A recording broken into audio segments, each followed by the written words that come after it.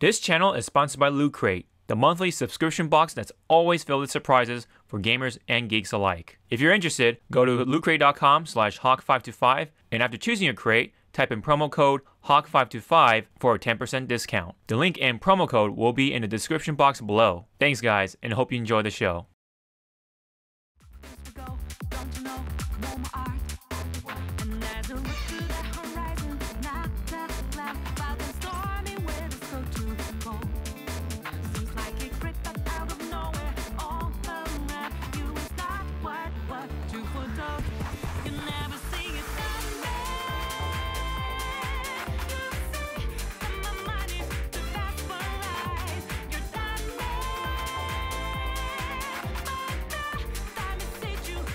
Alright, what is up everyone? Welcome to the year 2019 now. Getting that much closer to 2020.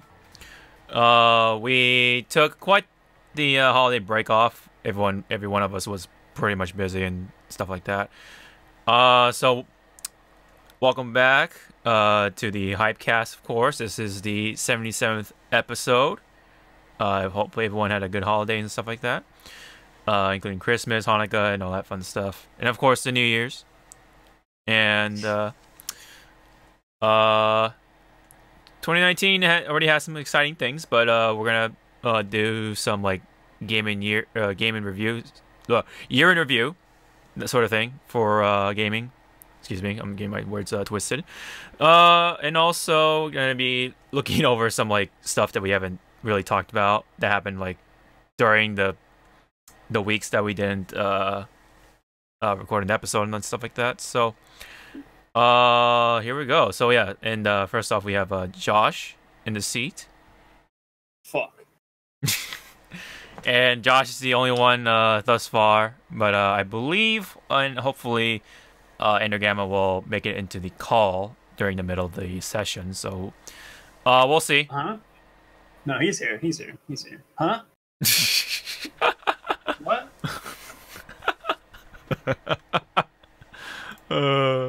He is known to do that. Yeah, he's in, dude. Don't worry about it, man. Huh? Got an Endergamma soundboard.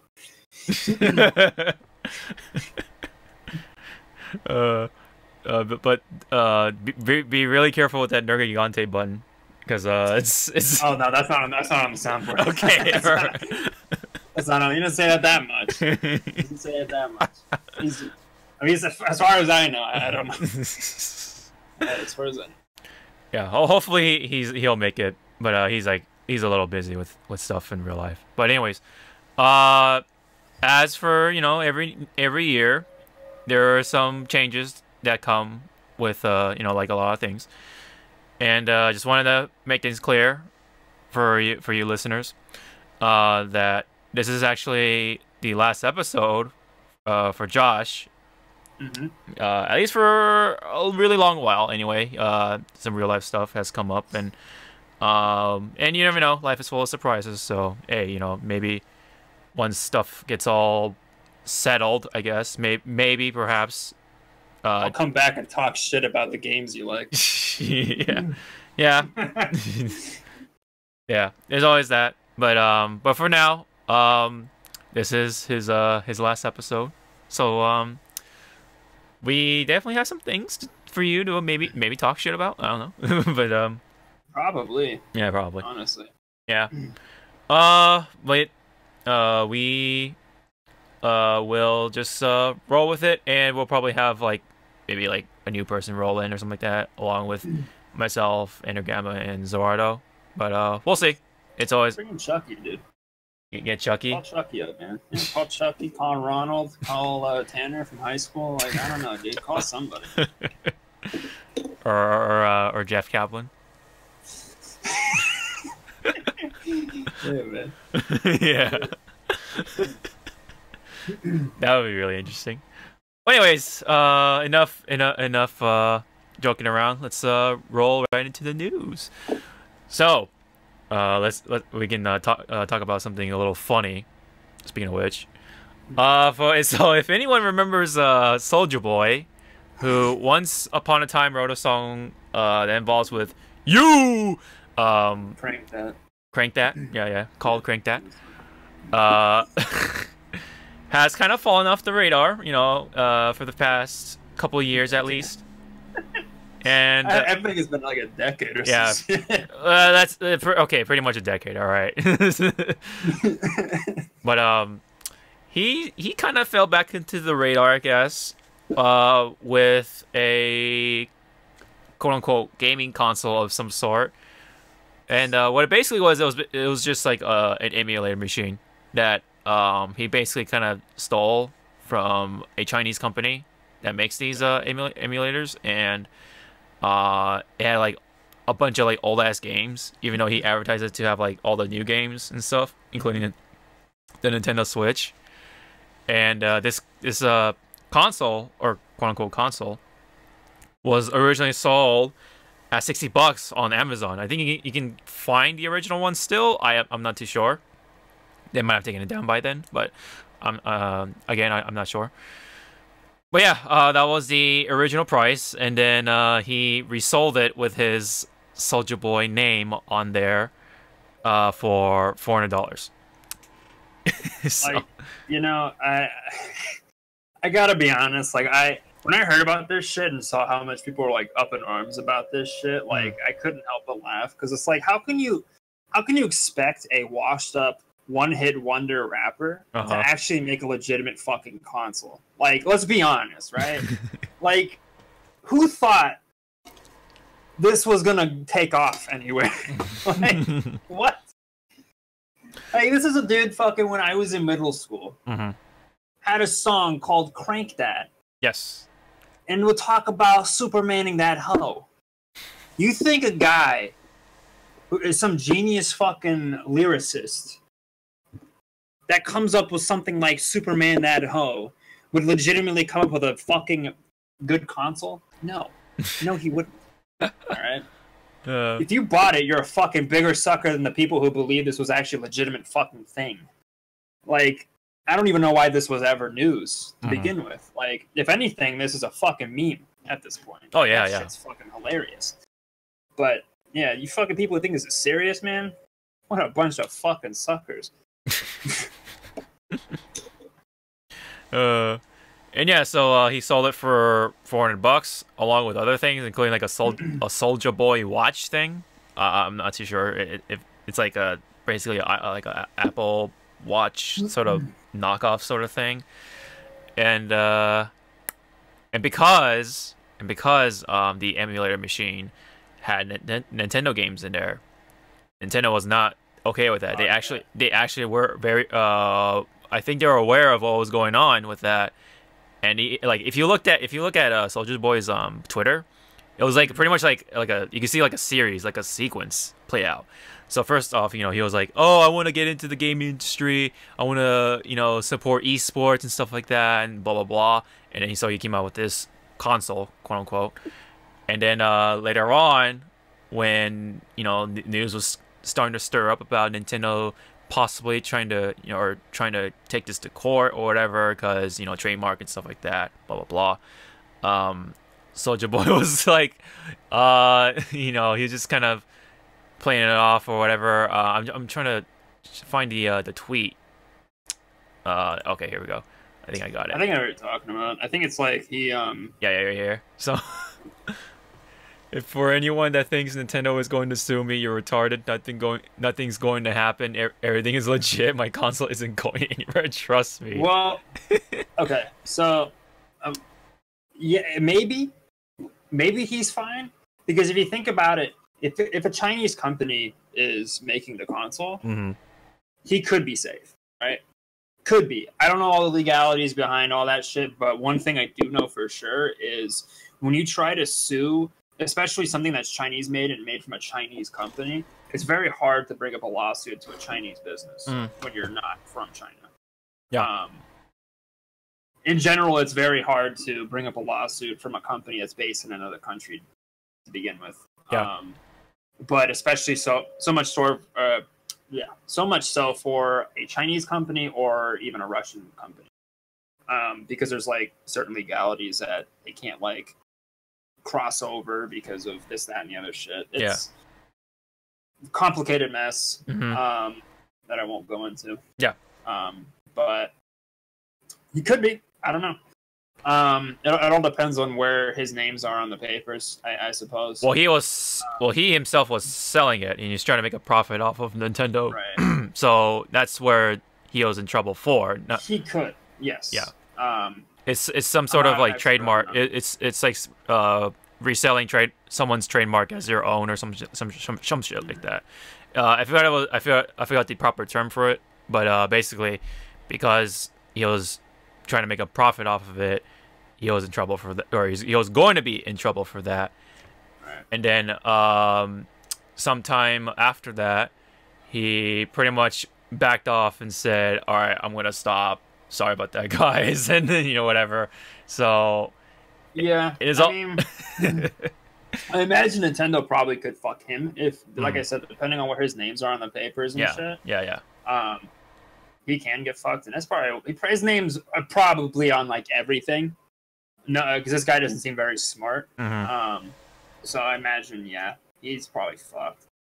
I think honestly too, if he wants to support an esports scene, go support an esports scene. Why do you gotta make a fucking console? No, it's like you're not. Let me tell you something. You can't get into that fucking race, man. Like Nintendo, Sony, Microsoft, Valve, they got the whole video game fucking market covered, dude. Mm-hmm. You don't need to worry about console shit. Mm-hmm. Well, Valve doesn't make any That's fine. I don't think they do they? I don't know.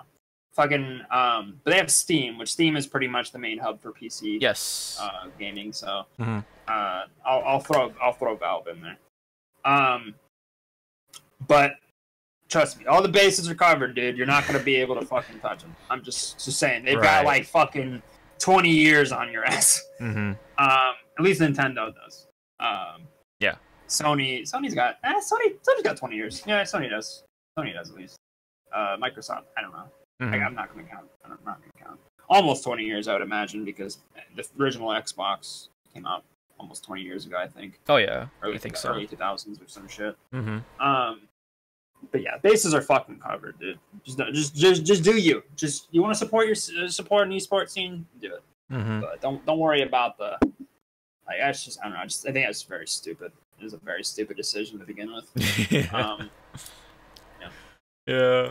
I thought that whole sequence is just hilarious. Hold on, maybe it's a meme, dude. It is definitely a meme. People nothing to get up in arms about. Yeah. Huh? What? Oh, you're hitting that the Ender Gamma soundboard. Yeah. No, he didn't even put his input in. Yeah. Oh yeah. Chris's input on that. Alright.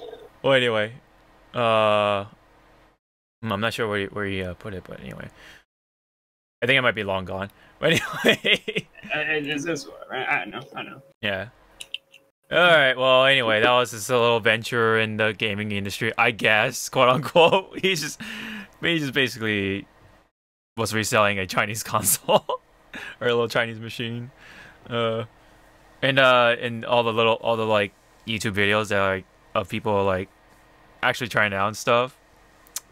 Yeah, it's more or less what you can expect. It's not great. So. That was a funny little episode. But speaking of, I guess, celebrities, quote unquote, getting into the gaming industry of some sort, Jack Black, he's still kind of relevant. Excuse me. Relevant. He is definitely relevant in comparison to Soulja Boy. I mean, he's come out with like a couple of movies and stuff like that in the recent years. Oh, yeah, and he was on the H3H3 podcast not too long ago. So yeah, and then he was on the Tenacious D like tour or something like that. So he's still going strong. More than so. And it really shows because he started a YouTube channel involving with gaming. At the time when I first discovered that, he only had like 2 videos. And literally he had already reached 2 million subs, which was... Watch out, PewDiePie. Yeah, it was crazy. He's coming for you, not just T-Series now. Yeah, man, Jack Black he's coming about, man. He's the upcoming YouTube gamer. Watch out, guys. He's gonna be the next Ninja. I hope not. He's gonna have colored hair, and like, he's gonna just color it black because Jack Black. Man, Just I mean, jet black hair. he did at one point. Yeah, I guess. Yeah. But gotta have some sort of colored hair to stand out to the crowd or whatever. He's got that giant beard, dude. He's set. He did, yeah. Okay, Don't yeah. worry about it. He's got the beard. He's got the beard. Hell no, he's- I think he's got the girth for it too. Yeah. He's a big boy. Yeah. He's a pretty big boy. He's got the Hagrid thing going on. Yeah. It's pretty good. Mm-hmm. So I thought that was interesting. Jack Black trying to get into that whole YouTube gaming sort of genre. That's that point of the gaming industry. Have you seen his first video? Not yet. I just saw the 2 thumbnails or whatever, and I just saw the 2 million fucking subscribers. I'm like, He made a video about pinball machines. oh, huh. Yeah. Huh. Zach, hey guys, it's not the gaming channel you thought, huh? You got some Fortnite, huh? We're going back old school, dude. We're playing pinball. Pinball. Before you guys even before your parents were fucking conceived. Oh yeah. But, or your parents were conceived. So just to show how far pinballs go back. But anyways, pinball is old as shit. But like, it is old as shit. Yeah, he one thing I'm a little disappointed with is I was kind of hoping for Tenacious D Jack Black, but we got Nacho Libre Jack Black. Nacho we Libre. We got Nickelodeon censored Jack Black. Oh, okay. It sucks, man. I'm sorry. Yeah. I love Jack Black. I'm just not really into kid-friendly Jack Black. Yeah. I don't know. I like Tenacious D a lot. I thought that shit was hilarious. But I don't know. I'm just not a big fan of Nickelodeon Jack Black. Yeah, gotta I guess aim towards a huge chunk. I mean he's on YouTube. I don't think Tenacious D Jack Black can work on YouTube. 2019 YouTube. So. Yeah. Yeah. Or rather, I should say 2018 YouTube, because I don't know what 2019 is gonna fucking be with YouTube, but I can only imagine it's probably gonna only get worse from here. So. Right. But I'll say that. Yeah. Probably the same thing will go to Twitch, which has been showing some signs. Oh, it's been bad all year. Yeah. 2018 has been getting ever since the new TOS came out. But that's a different subject. Yeah. Different time. It's not on the docket. Yeah.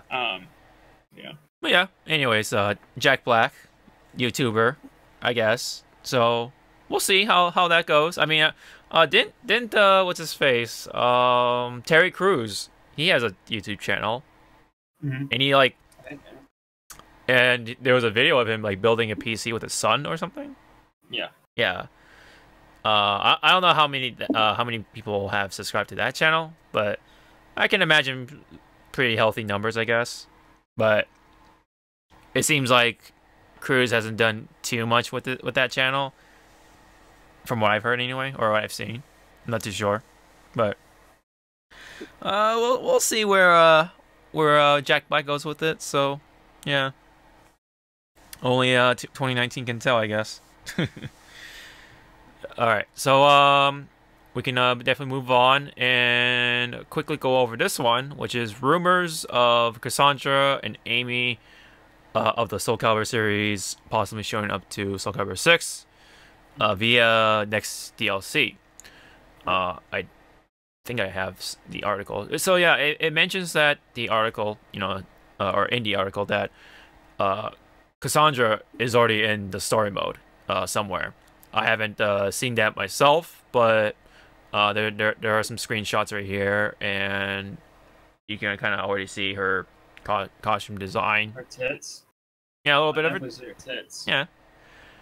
And I think that's Amy on the right or something like that. I don't know who that is. Yeah, it might be, because I know she has pigtails of some sort, from what I can remember. So I imagine that's her. She looks illegal. I ain't down with that. I ain't down with the illegal girls. Hey, tell that to Raphael. Hey. Maybe I will. Mm-hmm. Huh? What? So yeah, Cassandra's already technically somewhere in the game, so I imagine she definitely can make it into the DLC, and she is pretty popular. I mean, she has a pretty good amount of votes for the last time they did a poll, along with Amy, because they're Milkers. yeah, and That's the main reason. Milkers. what's up? I said milkers. Oh, milkers. That's the main reason. Yeah. Oh yeah. I mean, they definitely help. And Amy comes pretty close right after Cassandra. So, oh shit. So, I believe it. I believe that Cassandra and Amy can make it. They're pretty popular, and they both come from similar fighting styles with Cassandra with Sophitia, and then Amy with Raphael, and they have some distinct differences. I mean, we already have Siegfried and Nightmare, even though they kind of have the same trope, sort of similar trope. They have different moves, so that's kind of how the differences / similarities sort of kind of line up with Cassandra and Sophitia, and then Amy and Raphael. So I think it'll work. Oh, it'll work. I can see it work, and I don't see why not. I don't see why they shouldn't include those characters in there. So I think they got the gameplay down. I think they definitely have the popularity and stuff like that down. So it's pretty possible. I say it's pretty possible. So yeah. Get hyped for fighting games, boys. Get hyped! Mm-hmm. Come on, boys. Fighting games, fighting games, fighting games. Oh yeah, especially with 2B out for a couple of weeks now. Dude. Woo! And 2B and 2P, because 2P is the Yeah, you motherfucker, dude. I told you it was 2P, dude. You're like, what? No, what are you talking about? 2 penises? What? Fucking dude. You think I don't know about it, dude? My fucking Twitter is literally fucking filled with fighting game bullshit, dude. I don't fucking I know everything. I don't even play these games, but I know everything. All right? Hey man, it could Christ, dude. You fucking throw me under the bus, make me come back here, and then Jesus fucking Christ, brother. Hey man, I mean, she may have the dark skin, but it doesn't mean she has 2 penises. Well, she doesn't have 2 penises. Her name is Son of a fucking bitch. Jesus Christ. Huh? What? Jesus. God damn Christ, dude. Holy shit, brother. Well, I mean, that was kind of the word when Street Fighter V announced Kage. Not because... What the fuck is Kage? So Kage, for those who don't know, who have been living under a fighting game rock. Me. Come on. So Kage is pretty much Evil Ryu, renamed. Oh, okay. Yeah. So it's just, why don't they just call him Evil Ryu? I don't know. They just kind of named him. But so he's kind of like the embodiment of the Dark Hado that came from Ryu and became a being pretty much. So I guess they had to throw a name on him. He's got fangs on the bottom. He's got bottom fangs pretty much. He kind of looks like an actual Japanese Oni, which, well, I don't know. I mean, it's a little cheesy. I mean, he also has the horns and stuff like that. Here, I'll pull up a picture for Josh. He looks like a fucking idiot, dude. Yeah. A lot of people kind of, see right here. He's got the horn. Dude, no, actually, hold on. He kind of looks like Guts a little bit. Yeah. Just in that picture, at least in that picture, he looks like Guts. Yeah. I don't know. Why don't they just make Street Fighter 6 already? I don't know. They're probably. I feel like it's been long enough, right? Make Street Fighter 6, dude. Street Fighter 5 sucks. Make a new one. What the hell are you thinking, dude? Make Street Fighter 6 immortal for the mobile phones. Mobile. Yeah, man. There are some changes that are coming along with, you know, I mean, not only Kage coming into Street Fighter 5. I mean, he's already been out for a couple weeks. Um, they did not announce a season pass this time around, so this means some pretty significant changes as to like how they'll distribute characters. They haven't said what exactly even to this day. But we'll probably see maybe after Evo Japan. That's coming up kind of soonish. It'll be like a couple weeks, but it's definitely not far off. Yeah. Yep. So I don't know. It's kind of interesting. From that standpoint, because they've done season passes for what 3 seasons now, and then now with Kage out, or pretty much ZawarudoWrrryyy, with ZawarudoWrrryyy out now, you know, and then they all of a sudden, hey, you know, we don't have a season pass, but wait for new information to come out, pretty much. And so yeah, they might do what Killer Instinct did, just have characters come out one at a time, for what, a set cost or something like that. I'm not exactly sure how they did it, but I imagine they put some sort of price on it, along with the costume, or 2 costumes for each, I guess, like this, like Kage. And I don't know. I mean, it's something, I guess. I mean, I wonder why they stopped doing season passes now. They haven't said their reasons, or maybe I kind of missed something. But let's see. Let me see if they actually said anything.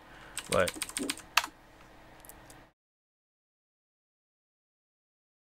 I know for sure that they're not doing season passes, at least for this time around. Maybe they'll go back to it. I don't know.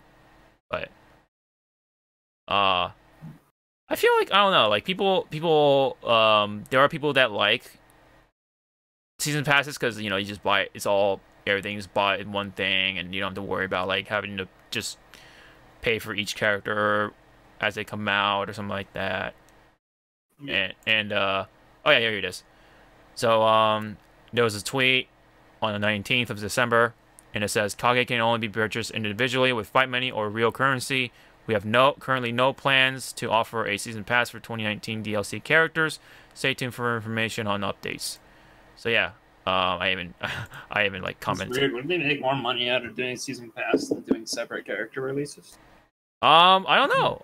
It could be something different. They might do something like maybe a character in a stage or something, and then throw. But I suppose maybe it'd be different depending. Actually, no, they might make more. I don't know. Actually, maybe not. I don't know, because like I guess it depends on how many characters they released during the 2019 cycle.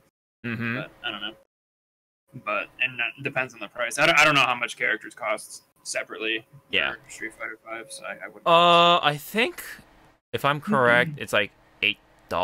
Like 8. I want to say 8 to 10. Yeah. I want to say 8 to 10. So maybe it is. I don't know. Yeah. Greedy little bastards. Yeah. Yeah. I'm not sure. I'm not sure what they're gonna do. So it could be something completely different. It could be like I said, maybe it could be like Killer Instinct, or it could be, I don't know, maybe how Guilty Gear does it, which is a lot more straightforward. Put a price on it. That's it. But yeah, otherwise it's still a mystery. So it's kind of interesting though as to why they stopped. So yeah, they definitely haven't said anything as to why they stopped. So yeah, we'll be on a lookout, I guess.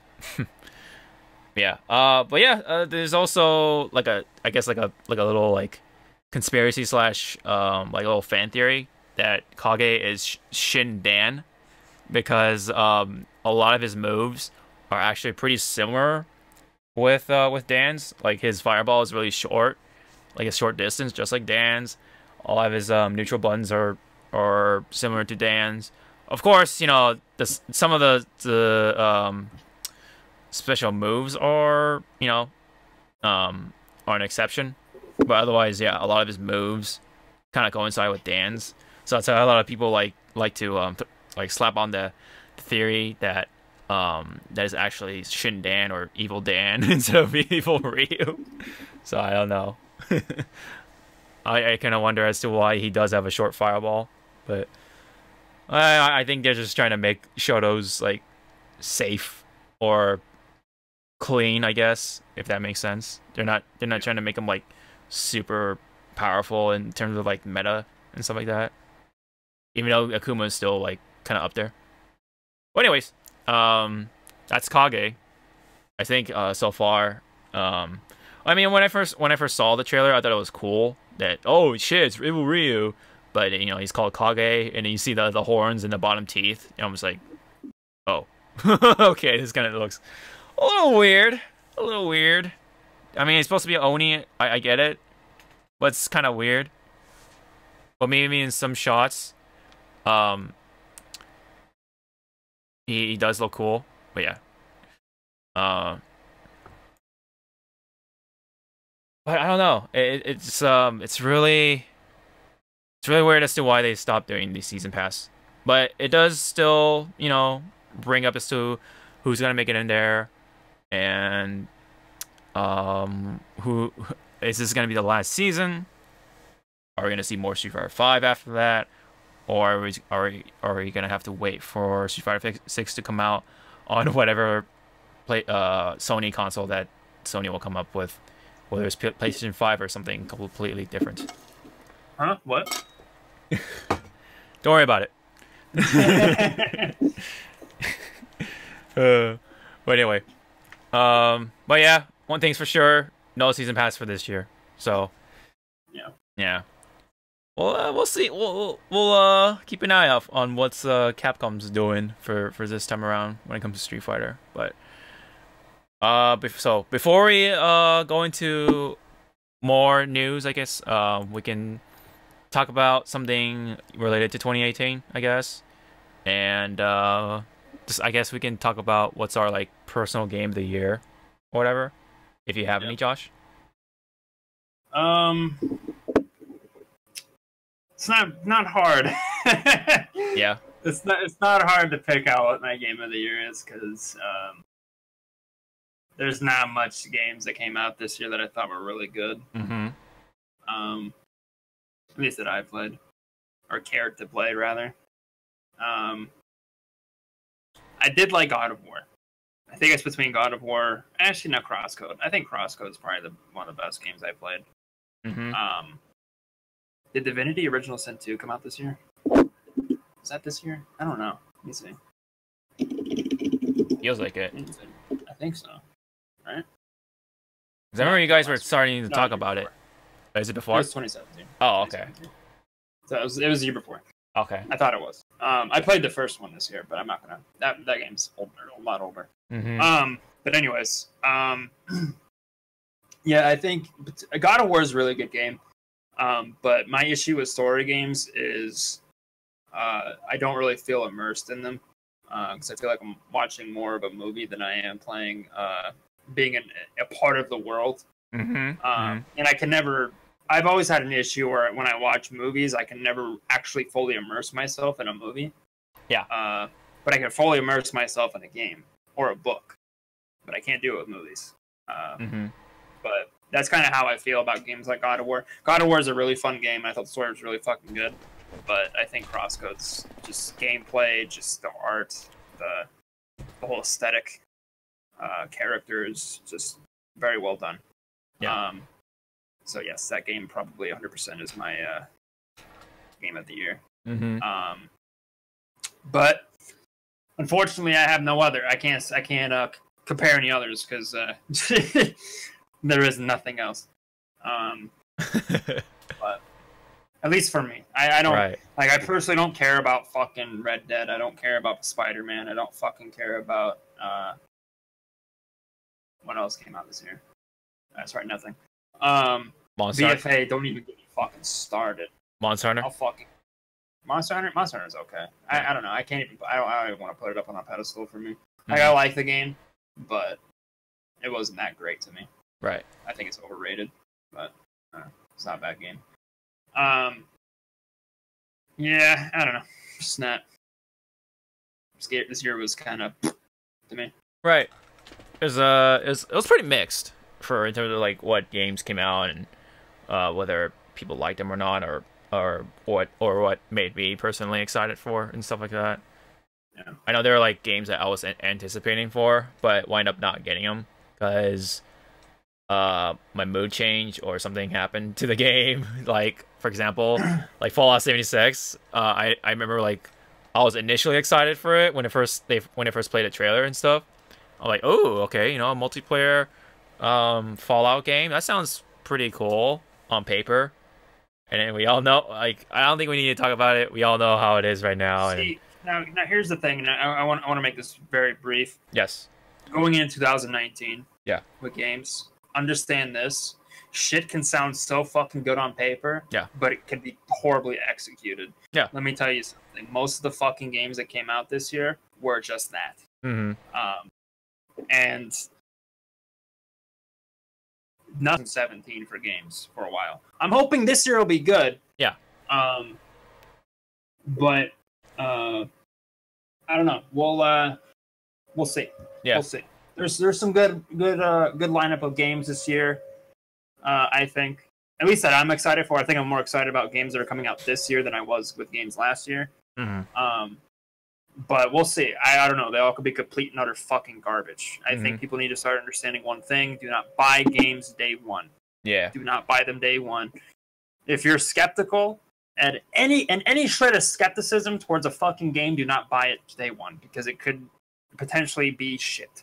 Mm-hmm. Atlas. Oh, yeah. You dumb fucks who fucking suckered into that fucking travesty. Jesus Christ. And Fallout 76. Yeah. Unfortunate, but yeah. It's not looking pretty for either of those two games. Not pretty at all. Anything Blizzard's doing. But yeah, I mean that's just how that's my personal game. Right. It's probably crosscode. Yeah. Yeah. I guess for me, when it comes to single player, I'll probably have to say Yakuza 6. It's because like I have my feelings about the actual gameplay itself. I mean, it's fun, but it could have been better. But the story itself was really fun. I personally had a lot of fun with the story, so I was just like really into it. There's a lot of twists and turns, and I was like streaming that shit like every day pretty much, or every night. So like I really wanted to like, you know, continue to like know what happens to the story, and I think it wrapped up pretty well for the most part. And you know, it's Yakuza. I love Yakuza for what it is. It's very, very kooky, but it's like very serious in 1 minute, and then very kooky all of a sudden if you're doing the sub stories and stuff like that on the next. And I don't know. It's you know, it's just a whole lot of fun, and so I would give that the game of the year sort of thing. I for single player games. When it comes to like multiplayer, I probably have to go to like BlazBlue. I think that was the BlazBlue Cross Tag to be more specific. That's like the undisputed like fighting game of the year for me, because I never expected for myself to have that much fun with characters that I really don't care too much overall. Like I never played BlazBlue. I never watched Ruby. I never played Uniel. Persona 4, I don't care as much as I do with Persona 5. I mean, I did watch Chris play Persona 4 like back in the day, on the days of like fucking Skype. So, but other than that, like it mostly comprised of genres or franchises that I didn't care too much about or never paid too much attention to. But with the system or fighting gameplay mechanics that it offered, it was a lot of fun. It reminded me of like Marvel's Capcom and stuff, and the old days of it anyway. And you know, with the whole 2v2 thing, and especially with how bad MVCI did. So I guess like, yeah, I think that only like that was like a supplement to how fun BlazBlue is. And right now, I don't know. I think it's a load of dog shit. I hate when people fucking say that shit. Mm-hmm. Look, MVCI did bad sales wise, but Yeah. the game wasn't bad. Like The game wasn't bad. I hate when people sit here and fucking act like the game actually was bad. The game looked like shit. That's it. The game was actually legitimately fun.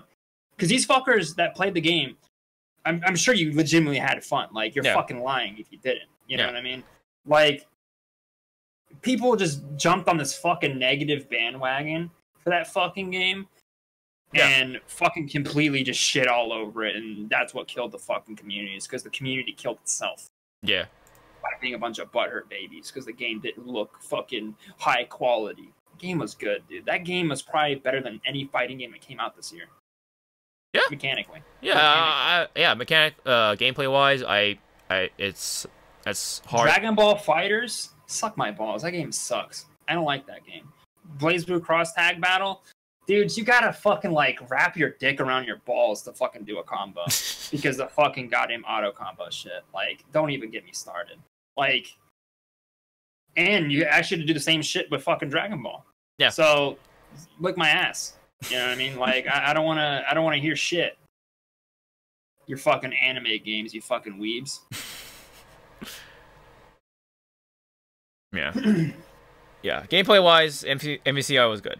I think we definitely had that discussion in previous episodes about MVCI. Did that come? Wait, that didn't come out in 2018, did it? Last year. Yeah. That's right. Yeah, and plus, you know, the fact that Blaze Blue Cross Tag. Yeah. Okay, I'm sorry.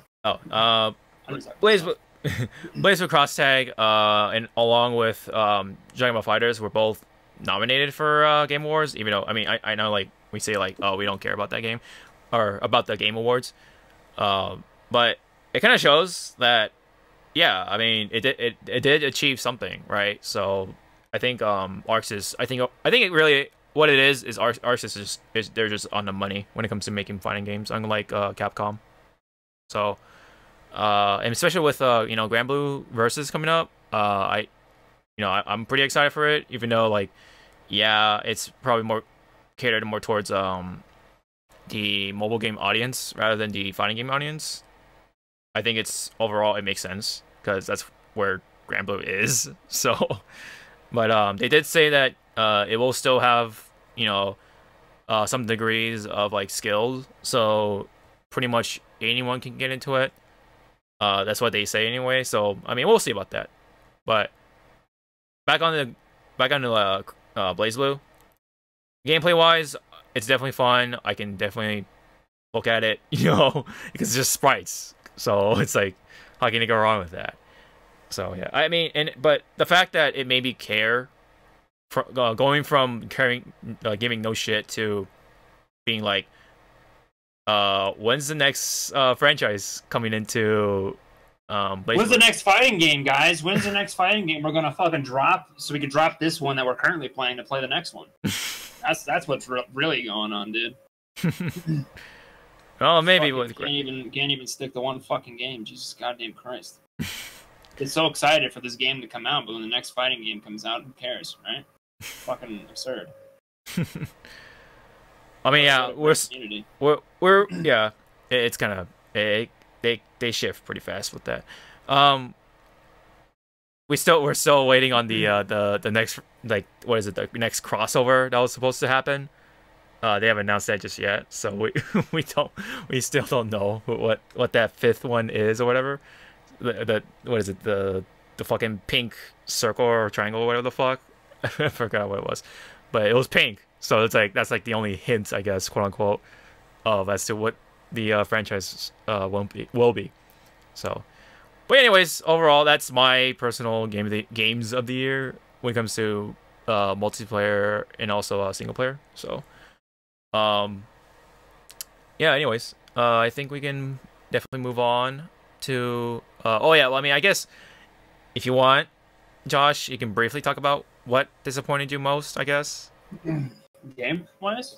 Yeah, game wise, yeah. It doesn't have to. Azeroth. Oh yeah, 100%. Battle for There's no. There nothing has disappointed me more than that. BFA, yeah. BFA. I mean, let me go down a list of shit that I played. Monster Hunter World.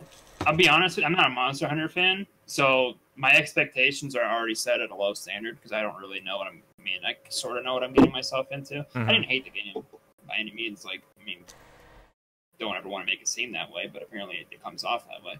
But don't hate the game. I just didn't fucking find anything really of interest to do once the game ended. Farming for gear to look cool is kind of stupid to me. I feel like there's no incentive to farm gear at all. Or like in comparison to something that's similar to that, like an MMO, like WoW or Diablo-esque games, where there's actually an incentive to continue to progress, because there's constantly more content to do as you progress. And there's a fulfilling. It's fulfilling to get a piece of gear. I don't know, with Monster Hunter World, I feel like it didn't really have the essence of what makes an MMO an MMO. It just kind of seemed like a game that isn't an MMO trying to be one. Trying too hard to be one. And I feel like it failed to execute what makes an MMO an MMO. The community and the incentive to play. Now, granted, I know fucking people love Monster Hunter, and they love just killing the same fucking shit over and over again, just to fucking, with getting, like, no reward at all. And that's cool, whatever, I don't care. But personally, just not really down with that shit. What the fuck did I play after that? I don't know, actually. What the fuck else did I play? God of War? Maybe. I played God of War afterwards? I think so. I like God of War. I told you I like that game a lot. Yeah. Oh, it doesn't have to be games that you play, but you like games that like you kind of felt excited, but you didn't wind up getting it because you heard bad shit about it. You know? Oh, that. No, none of it. I actually was a very smart consumer. I was a good boy this year. Yeah. I think there was very little. All right, so let me say this: this year for games, I really couldn't find myself to really give a fuck about most of the shit that came out. So I never really set myself up for excitement for anything. Yeah. But I was pretty surprised with some games that I ended up playing. Like I said, God of War. Yeah. Crosscode. Those are games that actually I thought were really fucking good. Yeah. As far as other things, I'm just not interested. You know, I just wasn't interested. Just felt nothing towards it. Could care fucking less. Ni no Kuni was a good ass game. I forgot about mentioning that. That's definitely up there for Game of the Year for me. I forgot that game came out. Yeah, that was a good ass game.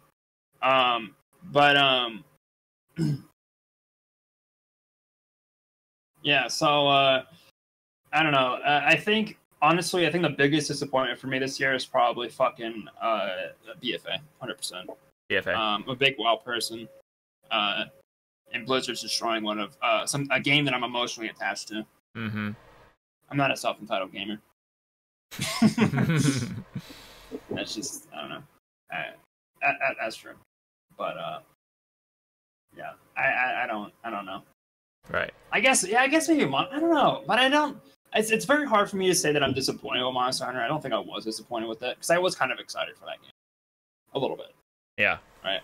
I did like it, so it's kind of hard to say. I can't really say I did, because honestly, like I said, I was very smart this year about buying games, because I didn't want to play anything that didn't really tickle my fancy. Right. Maybe I did. I just repressed it. I don't know. I just don't remember. Well, Smash kind of was a little disappointing, but I don't hate the game. Yeah. It's lackluster, but I don't think the game's bad. Like I got over a lot of the things that I think are negative about the game. Like it's not a horrible game. Right. Yeah, I don't know. Really hard to say because I can't really pinpoint anything that came out this year. Really. Yeah. Spyro kind of upset me a little bit. Oh. Yeah, that upset me a little bit. Just because. Just because of how buggy the third game was. Right. It kind of made me a little upset because it makes me not want to fucking play it again. Or at least go to that game again. Just because it's pretty bad. I don't know. I swear, I probably do have like a list of shit that I fucking was like disappointed with. I just can't remember it because I feel like I've repressed it and just stopped giving a shit. Mm-hmm. You know, because like I don't know, it's kind of what I end up doing. Because I stop caring after if something pisses me off, I just stop caring about it after a while. Mm-hmm. And just move on with my life. But yeah, I don't know. All I can say really is, boy oh boy, I hope this year isn't another 2018. Yeah, because there's some good shit coming up next year or this year. Yeah. We'll see. Mm-hmm. Like Kingdom Hearts, like yeah, that could potentially be exactly what this topic is. Disappointment. Disappointment could be. Hey, I'm gonna buy it, right? Yeah. It's Kingdom Hearts. Like I will take the fall and say this will potentially be a very stupid decision to just buy it day one because of my track record with fucking Square Enix. I just don't I don't really trust them very much. Right. But I don't know. We'll see. We'll see what happens, I guess. Potentially, it could be good. Like I have high hopes that it could be fucking good, but I also have high hopes it could be shit. So I don't know. I'm somewhere in between. But yeah, I don't know. We'll see. Mm-hmm. Yeah. When it comes to me, I mean, if I'm gonna talk about a game that I actually bought, I don't know. Like, it's kind of hard to say for me too, I guess. Because I would say Sea of Thieves, but I didn't buy it. Oh damn! Yeah, Sea of Thieves. Oh, yeah. I didn't buy it though. We didn't buy it, but we did play it. We did play it. We did play it. I fucking got that shit on the fucking what is that? Game Pass. Game Pass, yeah, same here. Yeah, good. That was a good call. Yeah. That game sucks. Mm-hmm. Unfortunately. That's probably one of my biggest disappointments because I was just so like, oh, I want to be a pirate. Oh, we can do all this shit. Oh, State of Decay 2. That game was shit too. Oh yeah. I actually bought that game. Oh, did you? Yeah, I did. Oh shit. That game's shit. Yeah, I didn't like that game. I thought it was fucking like I know it was $30 and all, but the game was fucking. God, dude, I felt like I was playing an early access game, but it wasn't. It's not like branded as early access. Like it's ridiculous, man. Yeah, it's a console game, right, or whatever. Yeah, it's a zombie survival game. But it's like arcadey. It's kind of arcadey. Like you have like a sandbox, and you just build your own base, and there's kind of a quest line thing. I don't know. The game is not very good for zombie game standards. I thought. I don't know. It kind of just got very repetitive after a while. Like, you're pretty much just going around and looting shit. Like, that's all you're doing. Right. Looting shit. Like, there's no real incentive to continue playing unless you just really like pressing E on things. Like, I don't know. Like, it's, game is kind of boring. Right. I forgot. Like now, it's all coming back to me that you mentioned Sea of Thieves. Yeah. I think that's that era of games right there where like, sounding good on paper, but well, I had no expectations for State of Decay 2. Just at the time everybody was playing it, and I had nothing else better to fucking do, so I might as well try out another dog shit game. Yeah. You know. So that's just kind of how it goes. You know? But I ain't doing that anymore. Right. I don't fucking care, dude. I'll fucking go outside. I don't care. I don't care, dude. I'll go outside. Yeah. Well, yeah, I don't know. Like, personally for me, it's really hard to say. Otherwise, when it comes to like games that I didn't buy, Battlefield 5 is up there because I was actually excited. Like, I wanted to play it. That was a good call, actually. Yeah, because but you know, the game is just bare bones, you know, when it first came out, like just like how Battlefront 2 was, and you know how fucking EA is nowadays, and they're just fucking treating DICE like fucking slaves pretty much, and probably Respawn as worse, even worse. But I am, man. It could be Blizzard. Hey, EA could be Blizzard. Ugh. EA, dude, EA, like, okay, that's one thing about this year, I think. I feel like this year, like, and I think this is a big key point of 2018, this is the downfall of Blizzard. Probably. Activision Blizzard, like, this year, like, and people could, I mean, I love Black Ops 4 for Activision side of it. Yeah. I think that game is good. But, like, for once, it's called, but, like, everything else, Blizzard has literally become the new EA. And I think that's fucking hilarious. I actually think they're worse than EA. Like, imagine that. Living in a world where there's a game company worse than EA. Jeez.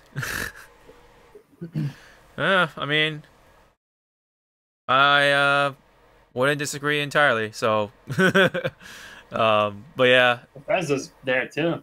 Bethesda's up there, kind of up there. Yeah, I mean, I was gonna say Fallout 76 next because I was. Well, no, it's just the way they handled everything. Like, yeah, it's kind of like fuck you about it. Yeah, they're following what Blizzard does with BFA. It's all right. Don't worry. It's, you know, people forget who pays them. You know, they forget who plays their games and stuff, and forgets that the consumers, you know, they forget about us. Don't worry about it. Their companies will collapse because they'll realize they'll lose complete and utter trust of their fucking consumers. So don't worry, they're dumbasses. They're fucking themselves over. Right. Hopefully, Bethesda doesn't fall before they could complete. What is it? Elder Scrolls 6. I guess it's probably not gonna be good either. Nah, maybe it will. I don't know. I don't know, man. It's kind of hard to say. I'm just talking shit, dude. It'll probably be pretty decent. They gotta be really on top of it when well, here's the thing though. Fallout 76. The reason why the game's shit is because they can't. No one can mod it. So Bethesda games are like that already, right? Yeah. They've always been like that. It's just this time around, no one can mod it because it's an online game, and you can't really mod a game where you connect to other players, you know? Yeah. At least they haven't figured that shit out yet. So, yes, that's primarily why Fallout 76 is the way it is. Because they rely too much on the community to fix their games for them because they're lazy developers. Right. But, can't do that with this game. Nope. Yep. Nope. So, Elder Scrolls 6, I'm sure it'll be fine. I mean, people will be able to mod it. Right. So. Yeah, I guess, like, I don't know. It's like I said, when it comes to games that I bought, it's hard to say. But just games in general, Sea of Thieves is definitely up there. Battlefield 5 is up there. Fallout 76 is after, but I feel like Battlefield 5 and Sea of Thieves are maybe tied. I don't know, because I really wanted to play Battlefield 5 because it was going back to World War II. But after what was happening with it, I was like, ugh, no, I don't want to deal with it. Looks boring. The beta was like, the beta kind of told me pretty much everything what the game had to offer. So. Yeah, it's looking really boring. Yeah. Like, I don't know. The vehicles were lackluster. Like, you couldn't really have that many vehicles out at the same time like you used to in older Battlefield games. Like, it just didn't feel like a war or a war game. It just felt like a bigger Call of Duty map. That's what it is. I don't know, that's what it kind of felt like to me. The gun combat was fine, but the vehicle side of things was very lackluster, and that's how I feel like that's like the half of Battlefield. And since I felt half of the game is missing, I'm like, yeah, fuck this. I'm just gonna not buy it this time around and see what happens. And what do you know? The game has had no content. The vehicles were still bad, and the free DLC quotations was kind of like a code for we're gonna just distribute content that we couldn't get in the game on time and just trinkle it out over time. So over time, after maybe like a month or two, then you get a complete fucking game. That's what it is. But they make you feel like you're getting DLC for free, but you're really not. So I don't know, man. I don't know what's worse: a game that's incomplete, or you get a season pass for like a price, but you just get, I don't know, you get stuff that feels like it's expanding the game or something. I don't know. It seems to be like what this year kind of was like. I mean, I don't know, I can't really say that. But at least from the games I played, it kind of felt like things were cut because you got to get it out, instead of like, all right, let's just make a game people are gonna love. Yeah. Because companies need to understand something. You make a good game, focus on making a good game, create an audience so you can make more money. That's how it works. But if you create a fucking piece of shit and sell it for $60, you lose the trust of fucking your consumers who are supposed to be giving you money. So you lose money in the end of the day. Yeah. You know what I mean? Like, anybody who disagrees with that's a fucking dumbass. I'm sorry to say. Yeah. But that's just the way it goes. Like, you look at Blizzard, I'm going to tell you right now, Blizzard is going to see a rough year this year.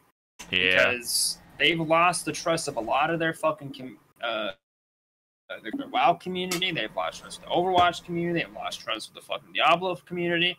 Trust me. They're going to be fucking reaping what they sow. And don't forget the Heroes of the Storm, because they lost their esports shit. Oh, dude, that's the greatest decision they've ever made. No, actually, no, I'm 100%, no, I'm serious. That's probably the only thing Blizzard's done right this year, is cutting that fucking game off, dude.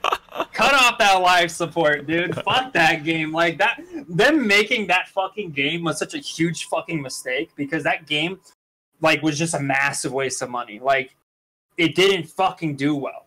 Like, it never, like, the whole intention of Heroes of the Storm, and I've heard them say it, was to surpass League of Legends. It never did. So it failed to them. And they just kept it on live support for like 2 or 3 years now. Like, the only way they've been, if you have to fucking make people play your game to get a fucking skin in Overwatch, the game is fucking doing bad. Like, that's just the reality of things. So yeah, thank fuck, dude. They fucking took that game off, man. Holy shit! Good on you, Blizzard. But other than that, you still have some patches to work out. Oh yeah, of course. I mean, I'll give credit where credit's due. Trust me. I mean, they did a fucking good job with the Heroes of the Storm stuff, but everything else, fucking idiots, man. Yeah, I never touched Heroes of the Storm, so I wouldn't know. It's a very boring game. All right. It's not very good. I think League of Legends, gameplay wise, is a lot better. Okay. Even Dota 2, I think Dota 2 is a much better game. Oh dang. What about Smite? I'm not too big on Smite. Okay. But Smite is a much more game than Heroes. Probably. All right.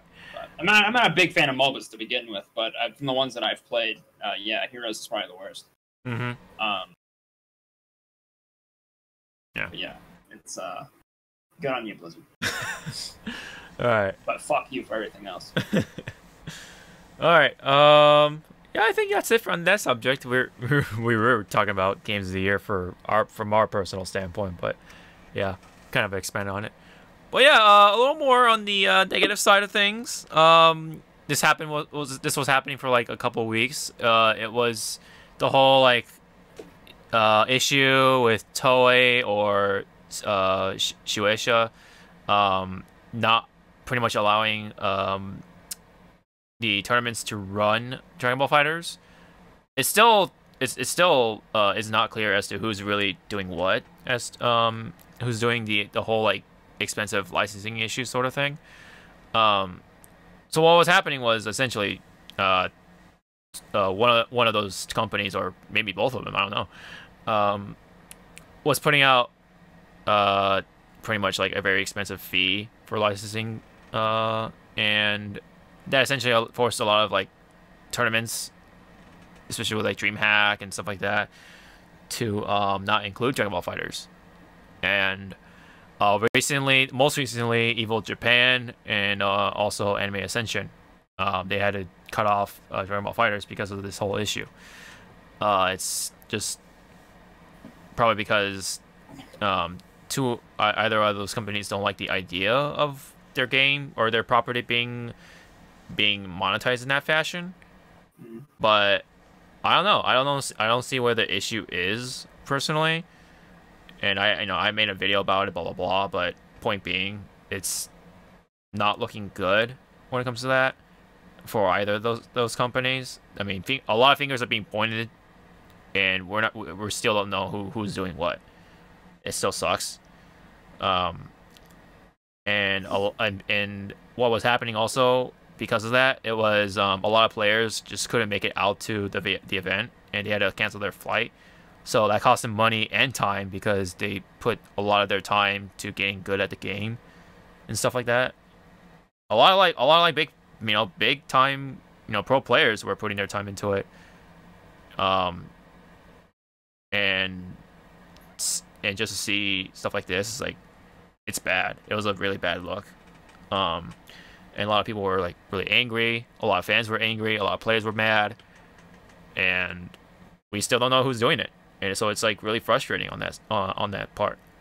But I guess thank goodness for Harada or God bless him, I guess, because he appointed himself as esports manager. So I guess he's gonna help bring fighters to more tournaments by probably talking to either one of those companies or both of them again, I guess, to tell them about the whole esports thing to maybe help them catch up on things, because a lot of companies in Japan are kind of behind on that shit. It seems like, especially with like Nintendo. So, I mean, Nintendo only recently lifted the policies on YouTube and stuff like that. I mean, okay, I'll say this. Okay. Here's the thing about tournament scenes, right? Yeah. This is probably why Nintendo doesn't get involved in this. Probably why Toei fucking doesn't really want to get involved in it or anything like that. Yeah. Tournament scenes are big money, though. Mm-hmm. They're a big investment. And if the scene doesn't do too well, then it's going to be a bad investment. Yeah. No company ever wants to make a bad investment. Yeah. You know what I mean? Like, that's just what happens, right? So it doesn't it's no big surprise to me that they don't really put any money into it, because they probably don't see much for profit out of it. Because you have to look at the end of the day, this is all a business thing. Yeah. And esports is primarily a business thing. Yeah. Oh, yeah. So that's just the way it goes. Mm-hmm. It's unfortunate that people who are invested within the fucking tournament scenes for these games are getting cut off, but at the same time, you gotta look at the big picture here. It's bullshit, but that's just the way it goes. Yeah. I mean, you look at what Blizzard did with Heroes of the Storm. It's a prime example. Yeah. Like, they cut off the esports scene because it's a bad investment. Mm-hmm. It was a bad investment to begin with. The whole fucking game was a bad investment, but still, I mean, that's just the way it goes. Yeah. I mean, why do you think, even too with Blizzard, like, they pushed the Overwatch League, they push that shit all the fucking time. Why? Because it makes them a lot of money. So it was a good investment. But yeah, it's just the way it goes. I mean, I understand the fighting game shit. Like, it's all originates from like community-based stuff. Yeah. So I mean, it primarily started within the community. Yeah. So it's a bit of a different story, but I mean, nowadays esports is all business driven. So Oh, yeah. keep that in mind. So things aren't going to always go the way you want it to. Mm-hmm. That's just, I guess that's just life. Yeah. But yeah, it sucks, I guess, but is what it is. Mm-hmm. Is what it is. Yeah. You could hope and hope that people like Harada will fucking fight. I guess you said that Harada was fighting for it or some shit. He's trying to make Dragon Ball Fighters happen more at tournaments. That's what it is. Yeah. Yeah. Well, if you got people who are on the inside like Harada fighting for it, then that's all you can hope for. Hope that he succeeds. Yeah. Because honestly, it's not gonna. I don't think Toei or Sueisha, where the fuck is involved, is gonna give a flying shit that you people are crying about it. Yeah. That's just the reality of things. Mm-hmm. So I guess hope for the best for that shit. Yeah. But just remember, it's all business. You gotta. I mean, it's gonna suck when they decide, hey, fuck you. But it is what it is. Mm-hmm. Yeah. Yeah. And that's just me. I'm not emotionally invested in the fucking FGC or tournament shit. So I honestly, my honest opinion, I could give two fucks less. Right. So, but I mean, I'm just speaking from a general, right. general stance that that's just how it is. Oh no, yeah, it's definitely a lot of it is business driven, and that's why a number of people who came from the community who had a lot of passion for the FGC stepped out of it because like Mike Ross. Mike Ross is I've read about that. I have a Yeah. lot of respect for that man. yeah. Yeah, he hated the whole esports thing. He hated the whole like business shit. I honestly, personally, I do too. Yeah. I hate esports. I think esports is bad for games. Yeah. Like, I mean, it's good for the business, but I don't think it's good for games. Yeah. Like, I honestly think once a meta is created for a game, it ruins it. I feel like, like League of Legends and Overwatch, I felt like those games were a lot more fun when there was no meta involved. Right. That's just me personally. Oh yeah. But yeah, I think esports shit ruins games. It creates more of a toxic atmosphere because everybody wants to fucking be the next big fucking who's is it Goichi? Yeah, Goichi. Is it Goichi and Sonic Fox? Yeah. Everybody wants to be the next Sonic Fox, the next Goichi and shit. So like fucking they gotta get good, kid, get good, know the matchup, know the fucking matchup, gotta try hard, gotta fucking having fun, dude. I wanna be just like Sonic Fox, I wanna be just like Goichi. There's nothing wrong with aspiring, but these people fucking consume that shit, and I honestly think it ruins the atmosphere of the games because people are really fucking toxic about it. Yeah. Especially with Overwatch. Yeah. Especially with Overwatch. And to a lesser degree, League of Legends. At least when I played ranked in League of Legends, it was extremely fucking toxic. Yeah. But just because of that, it's just I don't know. I think it kind of creates a different perception of when you play a game, right? You got to get good, got to be good. That mindset is just toxic to me. I think people just forgot like, hey, I'm gonna sit down and play a game and play against other people and just have fun, you know.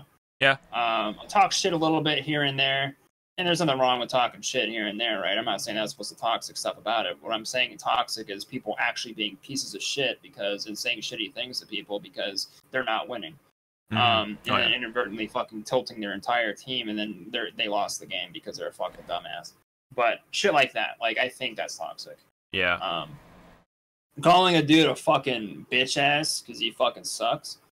Hey man, ain't nothing wrong with that. But fucking goddamn, it's a different spectrum when you're fucking pissed off because you're losing and you're actually started attacking people. And that's what it brings out the ugly in people. I think the competitive scenes in games just bring out the ugliest of people. Oh yeah. The ugliest traits of people.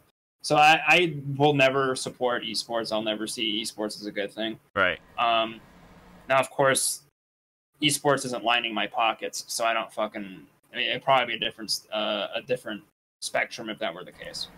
I think even then, like a lot of the big figures, like the commentators in fighting games, don't exactly agree with esports either. Like Gotex, he hates it too, but he's still a part of it because I think he gets something out of it too, and I think he's like kind of forced. I don't want to like speak on his behalf, but like it seems like. Yeah, I don't know. It brings in a big chunk of change for him. So it can't be helped that you just have to take up the offer so that you can make a living or whatever. But yeah, I can understand that. Yeah. Gutex is smart. I've heard him talk about esports. He was on a streamer's podcast that I watched a couple weeks ago and last week. I've heard him talk about how he feels about esports and business and stuff because of and stuff. And I know where he stands. I like Gutex. I recently just found out about who he is. Well, I've known who he is, but I've never known who he is. You know? Yeah. I just know him for PogChamp. yeah. Do the face. Yeah. And I recently found out who Mike Ross was because he mentioned Mike Ross briefly and when he was talking about it. So. I ended up looking up Mike Ross, and I have a lot of respect for him too. And knowing what Mike Ross went through, like, yeah, it's fucking that's esports, man. That's just what it is behind the scenes, you know. It's business. It's all shit, you know. And that's just what it is, you know. And I don't think I'll ever support esports. I never watch it. I don't like watching tournaments. I do not. It's just all shit to me. I I think ultimately, if having a tournament for fun, that shit sounds good.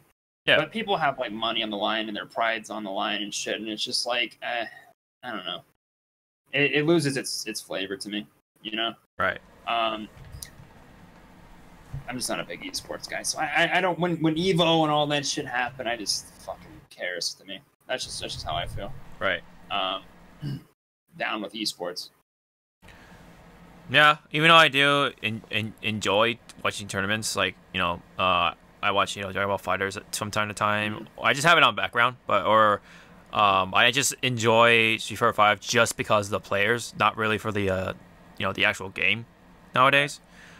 I enjoyed it because it feels like grassroots. Like at some point it feels like just like how it is back in the day. Just, you know, just the love of competing and stuff like that, but you know, the whole business side of things, it is making it it is like tainting those waters, you know. It's just there's a lot. It seems like a lot of the passion just seems to be watered down just because of the whole business side of things. So, yeah, because fighting game tournaments come from passion. It's a whole like it's just like a giant passion project. Project. A community thing. Right? And a community. Like, I can respect where it came from, right? I can respect where anything. Like you look at WoW too. Like I can throw WoW in there as well. WoW. People loved WoW because of the community. People loved the how tight knit the community was pre-Kata and stuff, or pre-fucking sharding rather. Like it's the community is what makes things. You know what I mean? And I can respect for sure the community aspect of the tournament scenes for games, right? When it's just a community, when it's community based, not business based. You know what I mean? Which I don't think any esports scene is anymore. You know, I don't think any of it's community based anymore. I mean, they could have a community based front, but backing it will be business, and business is going to finalize all decisions at the end of the day, not the community. So it doesn't matter, you know. And I think that's probably the shit thing about it. But like I said, I think esports is bad for games, right? Ultimately.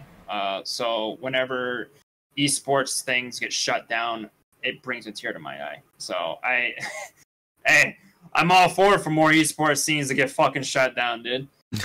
Fuck it. I'm on the opposite spectrum here. It just ruined games to me. Right.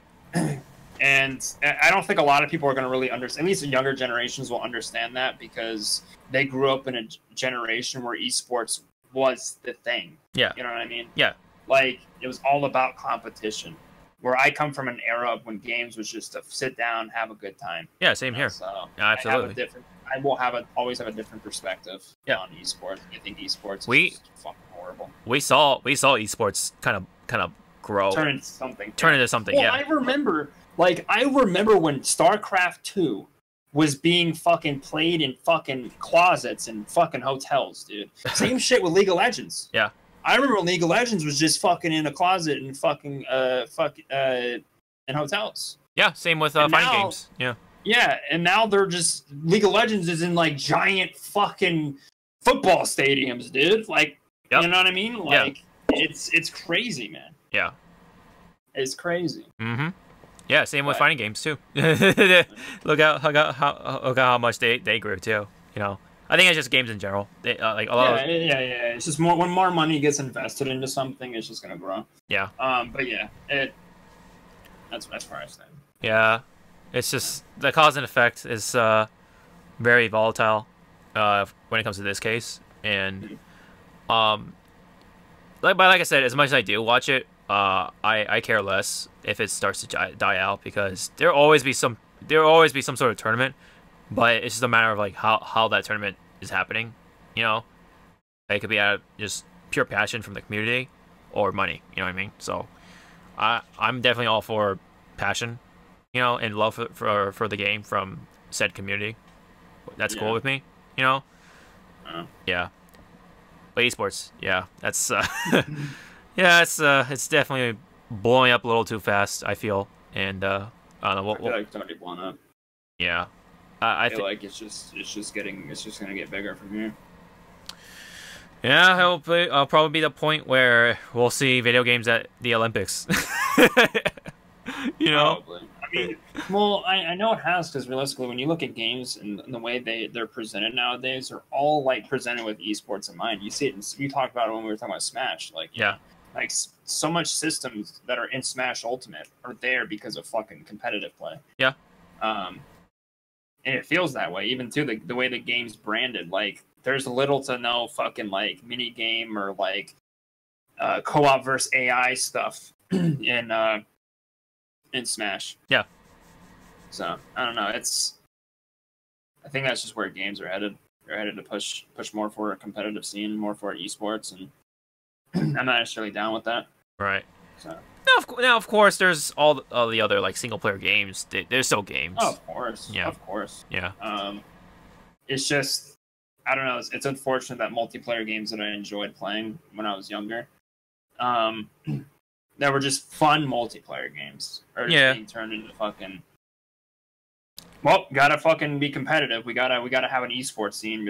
We gotta invest in that shit. It's whatever to me. I don't know. I don't really care. Yeah. Anymore about that shit, but it's just the way it goes. Yeah.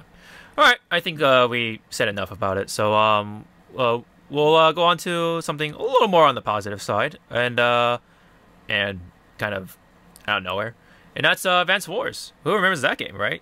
Back in the I never played it, but I know what it is. Yeah, back in the old the Game Boy Advance days. Yep. It was like a tactical RPG sort of thing. Where you move your units, they attack and take turns and stuff like that. It was fun. I played a good amount of it, especially with Black Hole Rising. I really like that iteration. I thought that game, for some reason, like whenever I think of Advance Wars, I think of Fire Emblem.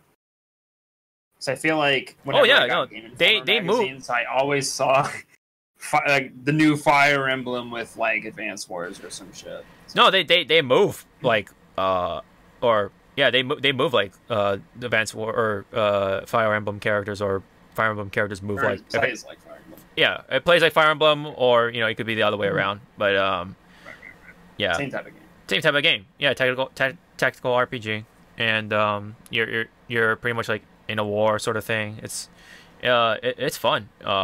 If you're really into that kind of thing. But do your characters permanently die when they die in battle? No. Okay, good.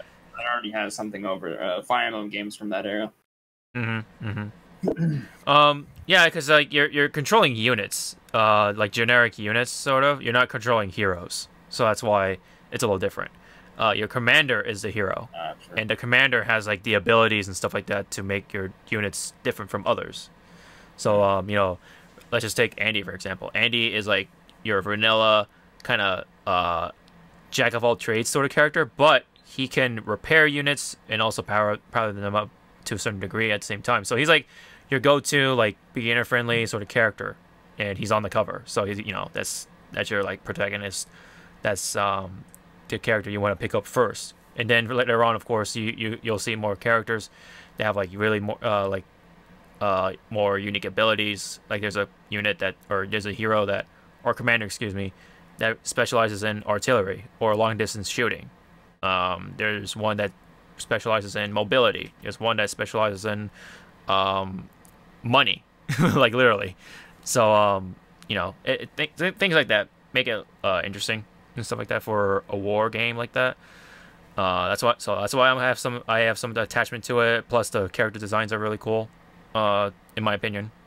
And funny enough, that's where I got my name, my online or gamer tag from, Hawk, which is a character from Black Hole Rising. So the origin story. Yeah, that one game. game. Know where Chuck Nasty came from? What? Character who fucking skull fucks people.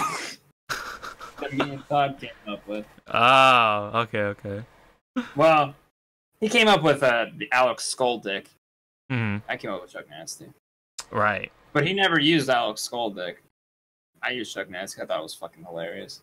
Mm-hmm. He's just some crusty fucker, just skull fucks people. Yeah, it's there's the origin story of that nobody asked for. Get over it, pussy. You got it anyways. But anyways, yeah. So Advance Wars got trademarked. They reissued a trademark for Advance Wars, thanks to Nintendo. So we don't know what it's happening. Of course, we could be seeing like a mobile game version of it. We could be seeing a remastered Switch version. Wars. So yeah, Switch Wars. Switch Wars. That's gonna be the name of the new games. Yeah, yeah. For those who don't know, that's why it's called Advance Wars, because it was on the Game Boy Advance. Yeah, dude. But there was a sort of a GameCube version, quote unquote. It was called Battalion Wars. Why didn't they just call it Cube Wars? I don't know. That would have been cool. That would have been funny, but you know, it makes sense. Fuck, dude, they had an opportunity and they fucking bombed it. Good job, Nintendo. You suck. Jesus, man. Fucking just liquidate your company. But yeah, the trademark got renewed, so we could be seeing something Advance Wars related. I just you know, a remaster or port to the Nintendo Switch would be cool. I'd like to see that. Mobile game, not so much. Cut that shit off, dude. Fuck mobile games. Stop making mobile games. Jesus fucking Christ, dude. Like I swear to God, if I see another fucking waifu mobile game come out, dude, I'm gonna fucking cut my testes off and staple it to my nose. Or your chin and call yourself Peter Griffin. Jesus Christ. Yeah, I could do that too. Yeah. Yeah. So there's that. So hopefully Advance Wars, something comes out of that. That's not a mobile game. Yeah, stop making mobile games. Jesus fucking Christ. But I think the next one is not a mobile game. This one we're talking about is Persona 5 R. So Persona 5 R is kind of like the code name for now. That's been rumored to be like the new Persona 5 that's coming up for PlayStation 4 and maybe for the Switch. Still no word on. Is it for PS4? Yeah, because there's on the website there's a PS4 logo on it. Okay. Yeah. Okay. I heard it was Switch, so I was gonna make a joke that it was gonna be Persona 5 regurgitated. But I guess that fucked it up. All right. Well, moving on. I mean, it is still gonna be regurgitated because it was on the PS4 previously. Well, yeah, true. But we don't know if it's gonna be on the Switch though. That's why I can't really say it. Oh, but yeah. Yeah, I heard about it. I don't know. Yeah, it's cool, I guess. It's cool. And we're still waiting. I don't think it's necessary. You know what I mean? Like, I kind of, if it's like a new like golden version for Persona 5, like, I mean, I don't know. Like, I don't think like that kind of shit's really necessary. I think I like Persona 5's true ending so much that I don't really want to see another ending. You know, like, even if it will be better, I don't know. I just think it's just fucking greedy shit, man. Like, I think when you re-release a game like that, like, regardless, it's just weeb bait. You know what I mean? The weebs are gonna fucking suck it up and slurp it up with a fucking straw and just give them more fucking money. Yeah, it's the same. You're buying the same fucking game again. You know what I mean? Like, I understand. Yeah, support the fucking games and shit. Yeah, that company, you know. Christ, yeah. Yeah. But like, I don't know. I just thought. I don't know. I think I could probably care less about it. I like Persona 5 a lot, and I'm just gonna leave it there. I understand that angle from that perspective. I mean, it is essentially the same game, but you know, it's got just a little bit new stuff. Just a little bit. Yeah. Just a little bit of new stuff. Maybe a new character. Maybe you know. Oh, that's it.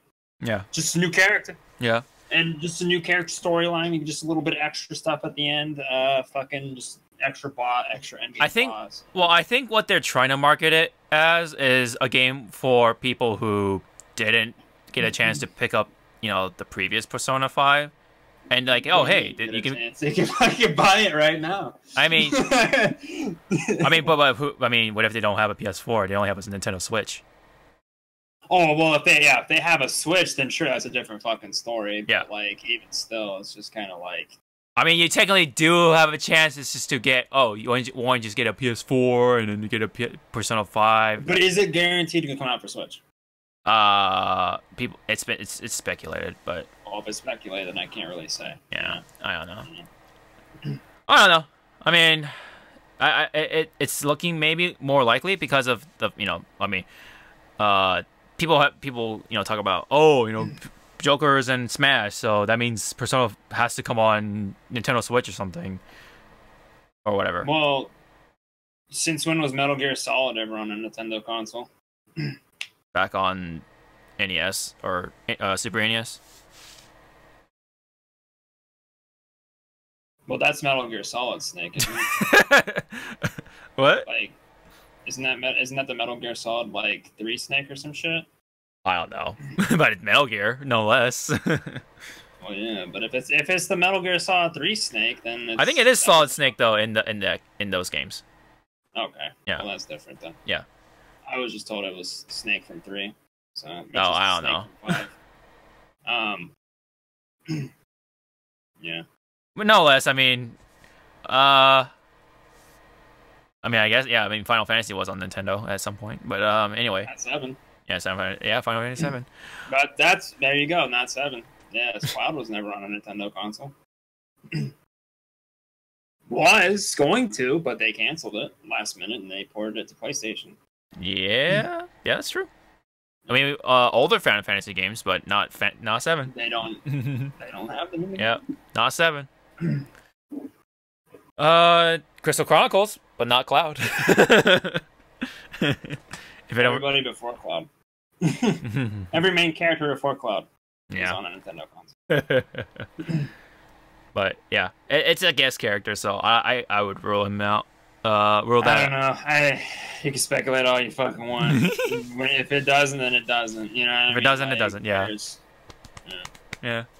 I mean, it'll be cool. Like I would like. I like the idea of having Persona on a portable system that you can put on the TV and boom. No, that's fine. I mean, that's great. Yeah. It'd be fucking cool, and I think that would excuse the Persona R thing for me. Yeah. Is if they release it on Switch, but I think if it's just literally Persona 5 regurgitated with just a little bit of extra stuff, I just think it's kind of stupid. Mm-hmm. There are a few exceptions though for me because I never played Tales of Vesperia. Yes, with the different well, that's a remaster though. That's different because Vesperia was on previous gens. Remastering a game, I see nothing wrong with that. Bringing a different or an older game to a newer console, there's nothing wrong with that. Persona 5 literally came out in 2017. That was literally fucking not even 2 years ago. Yeah, a year ago, literally. And just re-releasing the game again with just a little extra stuff, I think that's fucking stupid. And it hasn't even been 2 years, Or shit, it's not even the next generation yet. You know what I mean? They're re-releasing the game. For all we know, it could be something completely different. I mean, we still don't know what it is exactly. Yeah. I mean, yeah. I mean, it could be. It could more likely be Persona 5 fucking Ruby Red or whatever the fuck it's gonna be called. But I don't know. It could be Persona 5 Racing. I don't know. What the fuck? Persona 5 Racing. It's gonna be the competitor to the Smash Mario Crash fucking Nitro Team Racing. Yeah. It's coming out this year. Yeah, CTR. Yeah. CTR, NTR, and I'm thinking of a GameCube one Nitro race. Oh yeah. Not to mention there's Sonic Team Racing. Oh, dude, fuck that, dude. So Persona 5 Racing is gonna be the game to compete with those two. Yeah, I think what R stands for. Actually, you're right. Yeah. You're right. Oh man, that'd be funny. Fucking Arsane could be a fucking car or whatever, and then Carmen, and of course Morgana turns into a fucking car. So. That'd be great. That'd be really funny. And fucking not to mention what's her face? Makoto's Persona is a fucking motorcycle. So I feel if it's a racing game at that point, I'd be like, that's a bit of a milk. You know what I mean? That's a bit of a milk right there. It's funny. It's funny, but hey, you know, there's a little bit of a milk there. I mean, which I wouldn't be surprised if they did that because Persona 5 did so well. But I fucking hate when people milk games, dude. It sucks. Well, milk things in general. You think it? I'm like how a supporter, dude. Yeah, like how they just so people who can't tell what sarcasm is, I'm not. Just so you guys know. Which is a lot of people apparently. It's kind of like how Final Fantasy X went through, sort of with X2, and then Final Fantasy 13 with all the fucking sequels. No, dude, 15. Oh yeah, and 15. Talk about 15, dude. That was the mother load of milk, dude. That was a dairy farm. Yeah, I was gonna get there. That was a straight up fucking juice factory, dude. I think it's. Well, yeah, definitely. 15 is worse because it's not even a new. They're not even coming out with sequels. Well, no, they just fucking. They might as well have. I don't know, man. I'm not gonna get into that. Yeah. Fucking stupid. But yeah. Anywho. Skamazed. Exactly. Skamazed. Yeah. That all came from Persona 5R. Yeah. We just go off and just talk about shit. Yeah. I don't know, dude. I don't know. I just don't like. I'm just making comparisons. It's just comparisons. I just don't want them to milk Persona 5. I don't know. I just don't like seeing that shit happen. Because what ends up happening when you milk a game, it just downplays the game constantly. Whenever you continuously fucking milk a series, the entries that come in after just feel so downgraded because they're just trying to pump it out real fast because they just want to make a quick buck for a quick suck. You know what I mean? So it's just, I don't know. I'm just afraid that that's what's going to happen to Persona 5 or just the Persona series. I mean, I'm not a big investor in the Persona series, so I guess it's whatever to me that happens. But I really liked 5. Now. So I don't want the milk in it. Now let me ask this: is there a word that starts with R that revolves around with fighting or fighting games? Dude, let me tell you something, man. Right now, let me tell you something right now. I actually had this conversation with Todd earlier. Yeah, he fucking made a joke, and he's like, "What if it's a fighting game?" Yeah. And I'm like, "Ring out, ring out." Oh shit. Damn, dude, I didn't think about that. That's good. Oh, that's good. I didn't think about that. Yeah. Shit. Ring out, man. Fuck. No, because usually when I think of fighting games and stupid-ass fucking, like, titles, like, it would have, like, Ultimate or fucking Turbo or fucking... Yeah.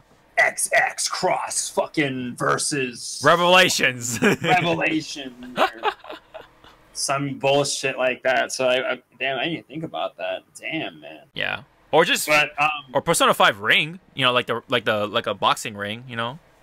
Yeah. Yeah. Like, because you know how Persona 4 there was Persona 4 Arena, so it could be Persona 5 ring. I don't know, ring out. Yeah. For the most part. I think if they make a fighting game, that's cool. I guess I don't know. I would care less. Right. If it was, but. I guess it'd be another fighting game for people to fucking drop another one to play. So, I mean, who knows?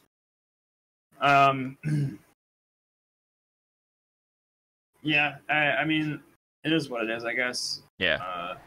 It's just speculation on. People can just speculate all they want about it. Yeah. As of right now, whatever. I probably, even if it is a new version of Persona 5, I'm probably not gonna buy it. I don't really care. Yeah. Oh, we'll see. If it's on the Switch, I'll get it on the Switch. Yeah. Yeah. I don't know. We'll see. Yep. Yeah. All right. Well, anyway, I think this is our last topic, and it's what I mentioned earlier, and that's the gaming year in review. So we're gonna go through it pretty quickly. So I'm just gonna just name off some stuff from the article. Oh, that's what we were doing. Shit, I kind of did that earlier. Kinda. Yeah. That's my personal year in review. Whatever the fuck. Yeah. Chuck E. Cheese Factory. SpaghettiOs and meatballs.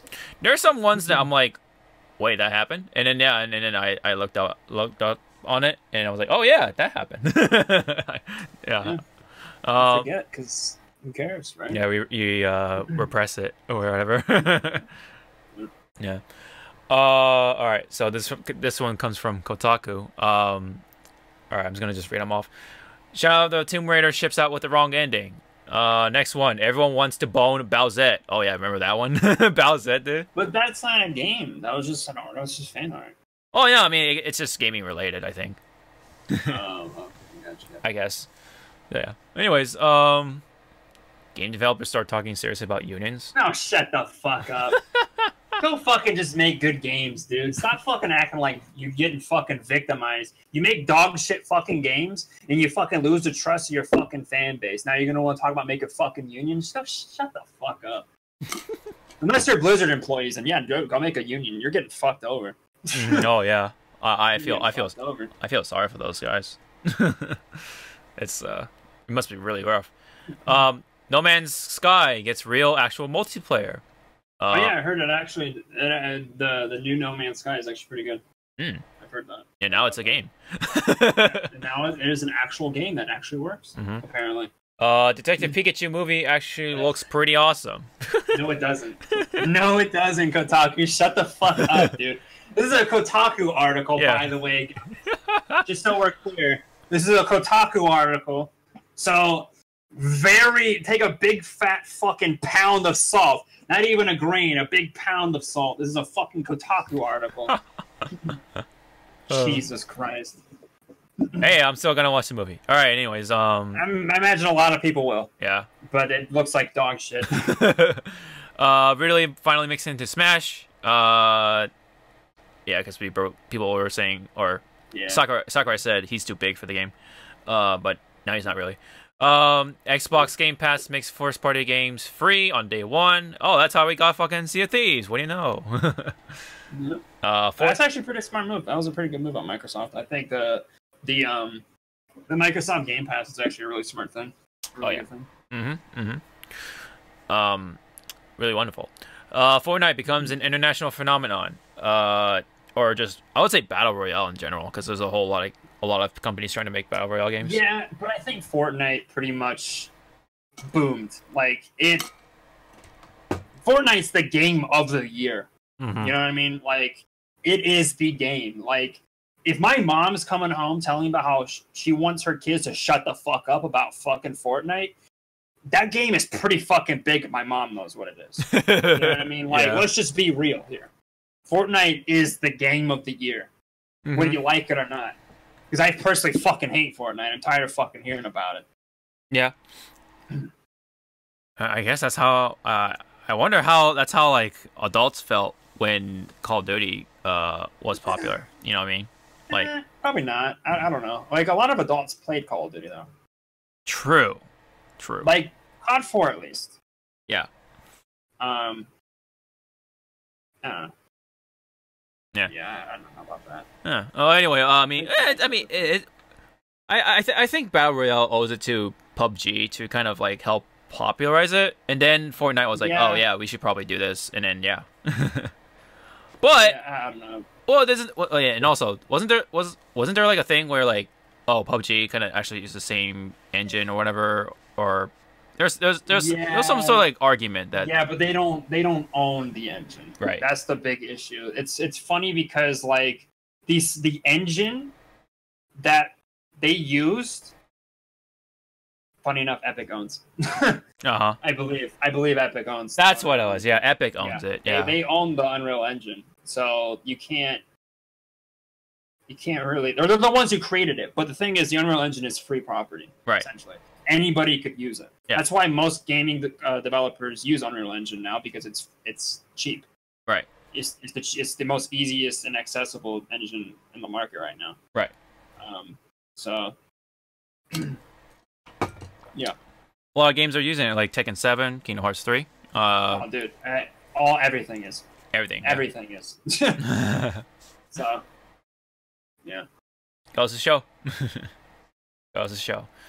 Well, yeah, we definitely can't deny, though, that Fortnite is becoming, or has become, that phenomenon. And who knows? Who knows how long it'll last? Because, you know, I mean, Call of Duty lasts for, I would say, a pretty good amount of time. So I would say maybe maybe I'll give it the same amount of time for Fortnite. We'll see. Maybe things start to get less popular faster or something. I don't know. I'm not too sure, but we'll definitely see how long Fortnite will last. We will see. Next one. Sony does put PlayStation 4 crossplay and PSN name changes. Right. Next one. Steam competition grows. Steam competition? Like what, EA? No, I mean, cause like, okay, so I think what it's saying is that a lot of storefronts are now opening up like that try to be like Steam, like you know how like there's Discord, they have their own store. Epic Games have their own store. Blizzard's Battle.net that came out before Steam. Well, I mean That came out before Steam. Well, I mean, when it comes to like buying PC games, what do people think of? You know, Battle.net and Steam. Because if you're playing on PC, you're probably playing WoW or fucking Overwatch. Or like Hearthstone or some shit, right? Yeah. For the most part. Unless you're playing like CSGO or like fucking PUBG or some shit, you're playing on Steam. Yeah. So, yeah. I mean, it's one or the other. As far as EA Origins goes, EA made it pretty clear to fucking... well, it's even more so at Battle.net because Black Ops 4. Yeah, Battle.net, right? Yeah, it's right here. EA Origin. Because Blackout's very popular, and most people play Black Ops 4 just for Blackout. Yeah. Yeah. Well, I don't know. I think that's a little. I don't know. It's just a little much to me. Right. Like Battle.net's always been pretty fucking big because that's the only way you can get their games, and WoW and Overwatch and shit are some of the biggest games on PC. So. All right. So that was it for the Kotaku article. I'm gonna go through this one very quickly. And again, this is a Kotaku article once again, guys. Yeah. So again, yeah. Now we're going to the GameSpot. Yeah. The less shitty Kotaku. Yeah. So we had a bunch of games or PlayStation exclusives. Does anyone remember? Shadow of the Colossus that came out. That was a remaster. Yeah, it was a remaster. So, game's good. Everyone knows that game's good. Yeah, God of War, of course. Detroit. Forget about that game. That game never got mentioned because I legitimately think it's garbage. So I don't fucking care. Spider-Man, and then Tetris Effect, I guess. Yakuza 6, Yakuza Kiwami 2. Okay, so this is the year of one thing. This is the year that Yakuza got fucking big. Oh, yeah. It's fairly big. I wouldn't say big. That's kind of a big word. Yeah. Yeah, it's it got bigger. It got big. Popularized. Yeah. That's the word I use. Yeah, because we got Yakuza 6, Yakuza Kiwami 2, and also Yakuza 0 on PC now. So. Yeah. Yep. I didn't even know that game existed until this year. Either. So I mean, I guess that's something. Mm-hmm. And of course, Black Ops 4 came out, and then they came out with Blackout, and then FIFA 19, Red Dead 2, PUBG came to PS4. Let's see. It still isn't optimized. PUBG still not optimized. And we're in 2019 already, and the game's been out for like 2 fucking years. Oh yeah, I saw. Okay, so there's a game that you skimmed over. Oh, what's it? That I'm actually kind of interested in checking out. I want to is Iconoclasts. Where? Right. Right there. Tetris Effect. Iconoclast. Oh. Yeah. Have you seen that? No. I'll try to get to the podcast. Okay. It's pretty fucking neat. Pretty cool. Actually, it's right there. At least the girl is from the game. Yeah. Can't really. You're on the article. Duh. I'm a fucking dumbass. There's no images. What the fuck? Or whatever. Well, I'll look at it. I'll look at it later. Yeah. We'll look at it after the podcast. Yeah. uneventful. E3 in general. E3 in general. Yeah. Like, Jesus fucking Christ. The flute dude was cool though. That was cool, dude. I mean, Sony put on a good ass show this year, but like their fucking presentation as far as showing games sucked dick. That guy, that flute dude. Let me tell you. Didn't they like put the people in the church and then like some theater with the guy with the flute and then and they made us wait like fucking 20 minutes for them to move to see the flute dude. Yeah. Just to show off fucking another story fucking game. Like Last of Us, yeah. No, well it was Last of Us for the church and then it was fucking Ghost of Tsushima for fucking the flute guy. Mm-hmm. And then there's Death Stranding. That's the Stranding. Yeah, Stranding. It's fucking. Oh yeah, they did show some stuff with that. A little bit, yeah. We still don't know what it is. Still don't know, dude. How many years has it been since they've shown that game, and and they've actually shown like a little bit of gameplay this year, and we still don't fucking like. I don't know. What am I gonna buy? Because I might buy it. I don't know, man. I wanna have a reason to buy it because it looks fucking kind of interesting. I just don't know what the fuck it is.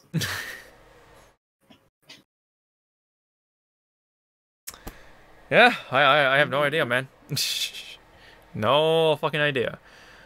And not to mention, as it says uneventful, they didn't have a PSX either for this year or. Yeah, they didn't. Yeah, they 2018. Yeah. Maybe they're gonna hit us real hard this year with fucking E3. I don't know. Maybe, I don't know. They might. Maybe they will. Maybe they'll fucking have their conference on Mars. By the help of fucking what's his name? Fucking what's his fucking name? Yoshida?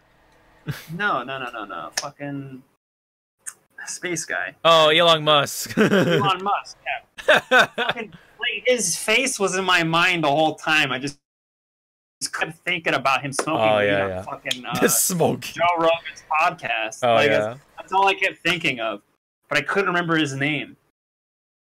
Fucking Elon Musk. Fucking genetically making cat girls. You never seen his tweet for that? No, I saw that. People making memes out of it.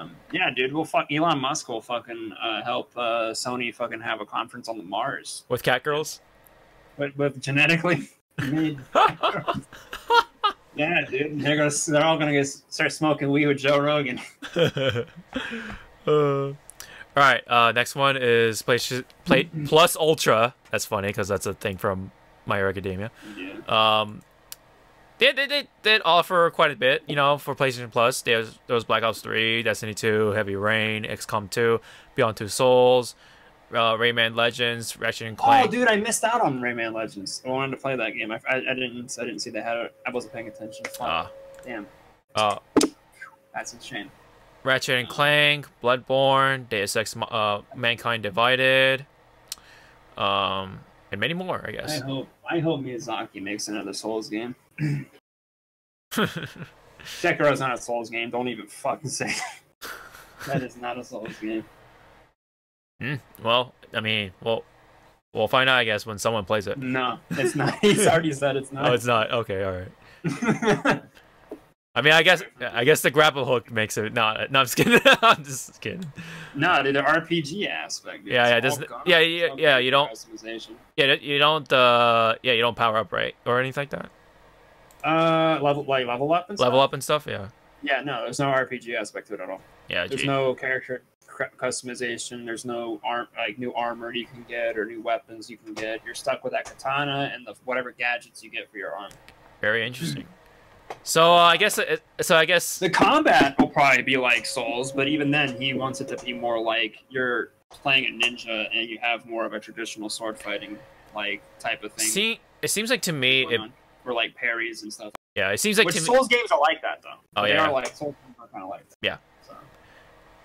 I feel like if I'm going to compare it, it's to like an old ass Ninja Gaiden game because like you don't level up or anything, you just progress through the levels. And so yeah, I mean, I'll say this, I don't think so because I mean, yes, in theory, but I think what's closer to older Ninja Gaidens or Ninja Gaiden in general is Neo.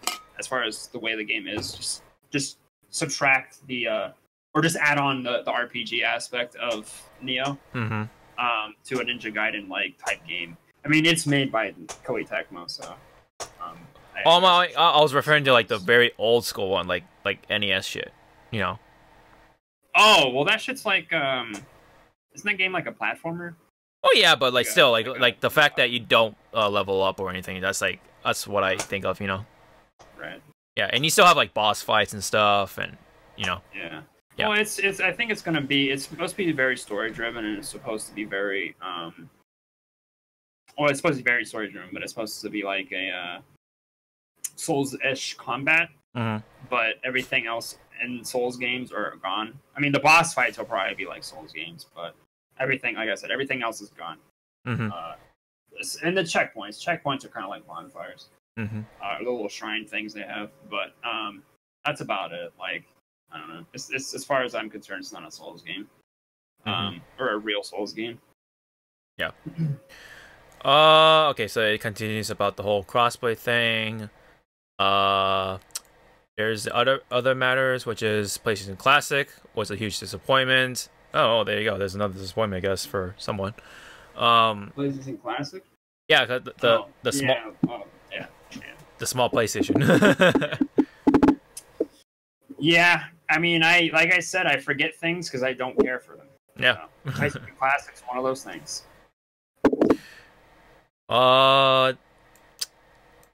Arguably PS4's strongest yet. I guess if you're talking about the. Shut the fuck up, dumbass. No, it's not. What the fuck? Dude, 2017 was fucking PlayStation's strongest. You fucking kidding me? Like what? God of War? God of War, that's it, dude. Red Dead. Spider-Man? Red Dead came out on Xbox, didn't it? Or no? Am I wrong on that? I don't know. Oh, when it comes to like PlayStation only, well, yeah. I mean, that's Spider-Man. Yeah, I mean, yeah, it came out on Xbox. Red Dead came out on Xbox. Oh, okay. Spider-Man. That's PlayStation, right? So. Yeah. That and God of War. Once again, I don't remember anything else that came up, so I can't. But if I can't remember it, it definitely is not a strong year, at least to me. Right. Maybe business-wise, probably. Maybe. I don't know. Yeah, business-wise, because you know. But I don't know. I think as far as games go, I think 2017 had better PlayStation exclusives. But yeah. Well, let's skim through Nintendo's. Let's see. Blah, blah, blah, blah, blah. Let's see. Oh yeah, we had let's see, where was it? Kirby Star Allies, Mario Tennis, Aces, Octopath Traveler, Super Mario Party, Pokemon Let's Go Eevee, Smash Ultimate, of course. Donkey Kong Tropical Freeze, which was from the Wii U. Bayonetta 2, Captain Toad, Hyrule Warriors Definitive Edition, Splatoon 2's Octo Expansion, and then Xenoblade Chronicles 2 prequel story. Of course, Fortnite was released on Switch as well. We got Wolfenstein 2, Warframe, which I actually saw Warframe being played on the Switch and actually ran pretty solidly. And Diablo 3, Celeste, Dead Cells, Into the Breach, Hollow Knight. Oh yeah, and then this Nintendo Switch Online launches finally. Those are like games that are just like ports. Like most of those games are ports. Yeah. Like remasters, and then kind of fucked. Yeah. There's some new ones, you know. Yeah, like I kind of mentioned earlier, like Mario Tennis and stuff. Yeah, but like you know. Yeah. Octopath. I saw you try that game out or play that game, but I don't know when the fuck that's gonna happen. Yeah, I mean, most of those are ports. Most of them. So yeah, online launched. And then 3DS still 3DS Yeah, still has right, some dude. 3DS still has some life left. Detective Pikachu, WarioWare Gold, Radiant Historia, Yokai Watch Blasters, Luigi's Mansion, What a bunch of great lineup of titles there. Mario and Luigi's Bowser Inside Story, Yokai Watch 3. Oh, that's for 2019. Never mind. And I mean, these games were announced like Fire Emblem Three Houses, Damon X Machina, Animal Crossing game, Luigi's Mansion 3. Whenever I hear Damon X Machina, I just think of Matt Damon. Matt Damon X Machina. In a mech or some shit. Mm-hmm. That's the Hollywood idea, man. Mm-hmm. That's a box office hit. Oh yeah. There, dude. Hey, I better get the royalties when it comes out. I better give some royalties for that. Yeah, of course, the core Pokemon RPG that's coming out this year. Yeah.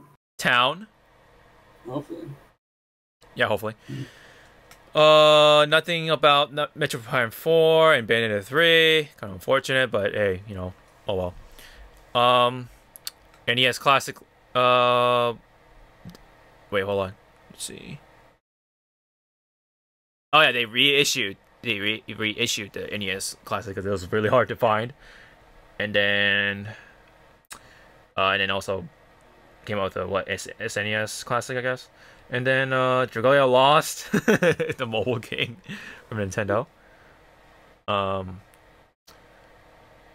Let's see. Oh yeah, YouTube launched on the Nintendo Switch. And then oh yeah, they Nintendo announced that they're working on a animated Super Mario movie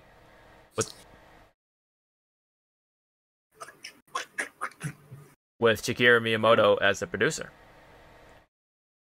And the studio that's animating it is the one that animated Despicable Me, so. Never seen him. Never seen him. It's alright. But second one's like whatever. First one was pretty good. Just like a lot of those animated films.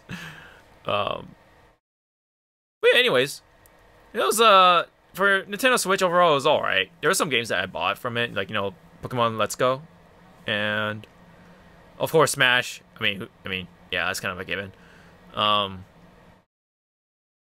I think really other than that, I think this year's looking more solid though, for sure. Because, you know, Animal Crossing, Pokemon, and stuff like that.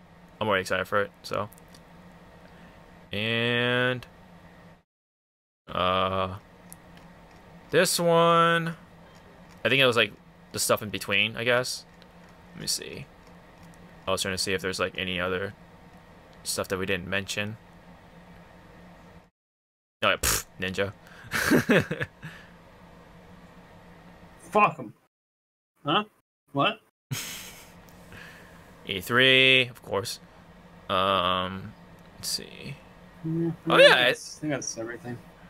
Oh yeah. Assassin's Creed. Creed. That goes without saying. One of those games comes out like every fucking year. Yeah, Assassin's Creed Odyssey. Yeah, Red Dead, of course. 76.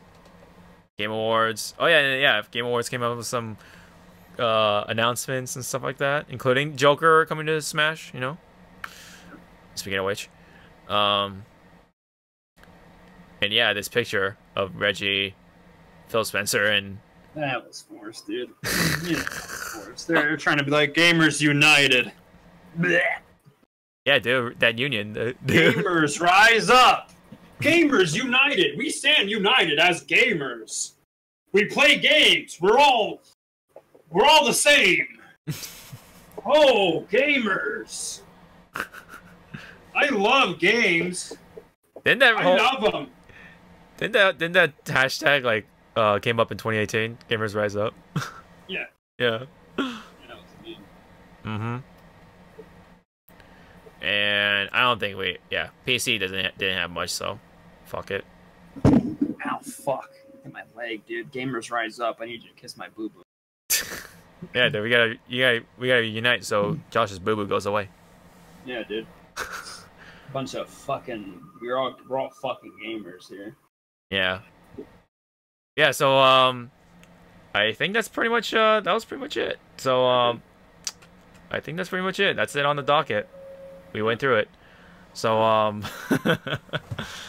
any last words you have for the podcast before you Huh? What? Any last words? I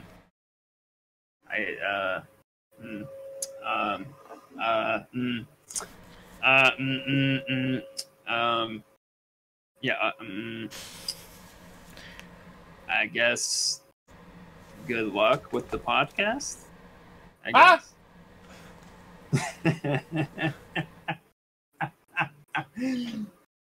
Yeah, dude, fuck this shit, dude. Fuck this podcast. It fucking sucks, dude. What do you mean, man? Like, what do you mean last words, dude? This shit sucks, bro. Like, fucking get some quality in here, dude. Fucking live stream this shit, man. What are you doing, man? Get the views, dude. Get those views, bro. Yeah, we'll see. I don't know. Nah, it's.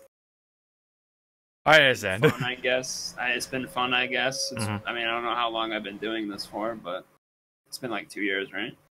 Just about, yeah. Yeah.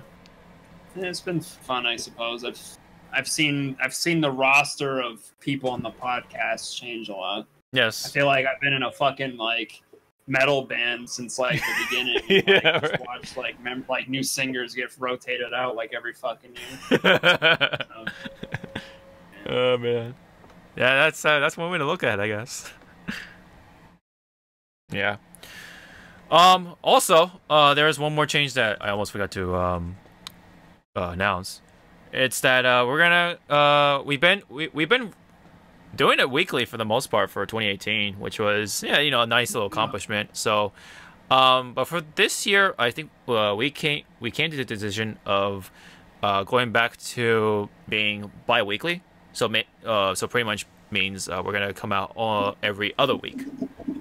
So it's to kind of help stuff with real life for many of us anyway. And I think also just the fact that we kind of like talk shit for like 2+ hours per episode, and then I don't know, it just takes a good chunk of our time. But here's another thing too, right? Yeah, is one thing, and I can't like sometimes we do have discussions. Yeah, and I think that is very important. And I think the fact that if it goes on because we're having a long discussion about something, there's nothing wrong with that at all. In my opinion, I don't think it's wrong because that's what podcasts do. Just because most professional podcasts will get things in and out, in and done, in and out, in and done. Yeah. It's not a fucking professional podcast. Oh yeah. If anything, it's a pretty fucking scuffed podcast. But, let's just be real. I guess Yeah. So, we're not getting paid. Yeah, we're not getting paid. We won't have a professional setup. I mean, for fuck's sake, my mic probably. I'm not on any professional mic. I'm using a fucking Rock Band mic, for fuck's sake. And I have been for like the past several years. So there's no professional setup. We're not no scheduled times. There's no fucking studio or flashing lights. None of that bullshit. Yeah. I mean, we have discussions here and there. Sometimes we do pander on it, primarily when we talk about mobile games or fighting games, yada, yada, yada. It goes on for too long. Or the Evo shit. Or that fucking, the shit you made us do last time I was in here. The fucking, Game Award shit. Game Award. That was, no, dude. That was a bad idea. But like... Yeah, that's why this time around I just named off the shit on the list or whatever from the articles instead of just reading them through and like, what I mean? Yeah. Here's the thing too. It's like it's just more discussion, more shit talk, and that's it. Yeah. I mean, when it's not a fucking circle jerk talking about fighting games and Evo and fucking mobile games, it's fine because it doesn't go on for too long. Right. But yeah, just discussions. Yeah, we talk. We're just guys that talk. Yeah, and I think that's ultimately what it is, right? Yeah. I think that's ultimately what it is. I think, I don't know. Yeah. It's a podcast. It It's literally, your podcast. it literally is what it is. We're just dudes that talk.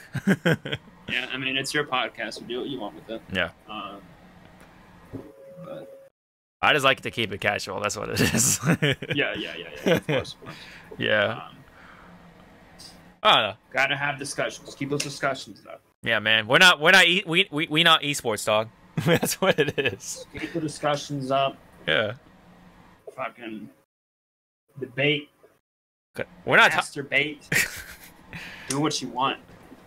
Yeah, we don't do shit, or we don't talk about this particular thing because we're not paid to do so. We're just like, all right, we just pick this, or I pick the topic, and then sometimes Christian picks the topic, and we discuss about it.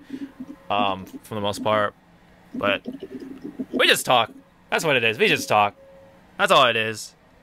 And some of you listen, so that's cool. We'll continue to do it, no less. But like I said, it'll be a bi-weekly thing now. So just to kind of have a little less weight on our shoulders for this year, and we'll see how it goes. So, but I mean, it's nothing new. We've done it bi-weekly before, so I think if anything, it's kind of just us going back to something. So you know, it's something familiar. So yeah. But anyways, thank you, Josh, for all your contributions thus far. I hope you get stuff settled. So, and maybe someday, I mean, I'm not gonna say when, of course, but you may come back to the podcast. I mean, the door is always open. So. Yeah, it's because no one ever closes the goddamn door. Yeah. Because we always rotate out for someone, right? So. But no less, thank you for all your contributions and stuff, and for your inputs and your thoughts and all that stuff. No problemo. Yeah. No problemo. Yeah. We hope you come back. I think that's one thing I will say. Huh? What? Maybe. Yeah. I don't make any promises or any commitments. Oh yeah. But point being, we'll keep the door open for you. That's what it is. Yeah. So. Yeah. All right. Well, anyways, that is it for our first episode of the podcast for this year, or AKA episode 77. Thank you guys so much for your continuing support, of course. But again, we just do it just because we kind of have fun doing it. It's all casual fun. And we'll continue doing it on a bi-weekly basis. And if you guys have any comments about the topics we talk about, or maybe provide any input for this podcast, please leave it in the comment section. And don't forget to check out our sponsorships like Loot Crate and Into the AM. Those are always happening. And check out in the descriptions. And you know the drill on YouTube. You know, hit the like and all that fun stuff. And hit the bell, blah, blah, blah. All that stuff. But yeah, anyways, hopefully 2019 it will be not like 2018 in terms of like disappointing games and stuff, but we'll always have some sort of disappointing games of some sort. But hopefully not as bad. We'll see. Until then, we'll see you guys in the next episode. Huh? What? Oh, is it done? Yeah. Oh, okay, shit. I was kind of like waiting for something like for you to be like, huh, what? Or something, I don't know. Anyways.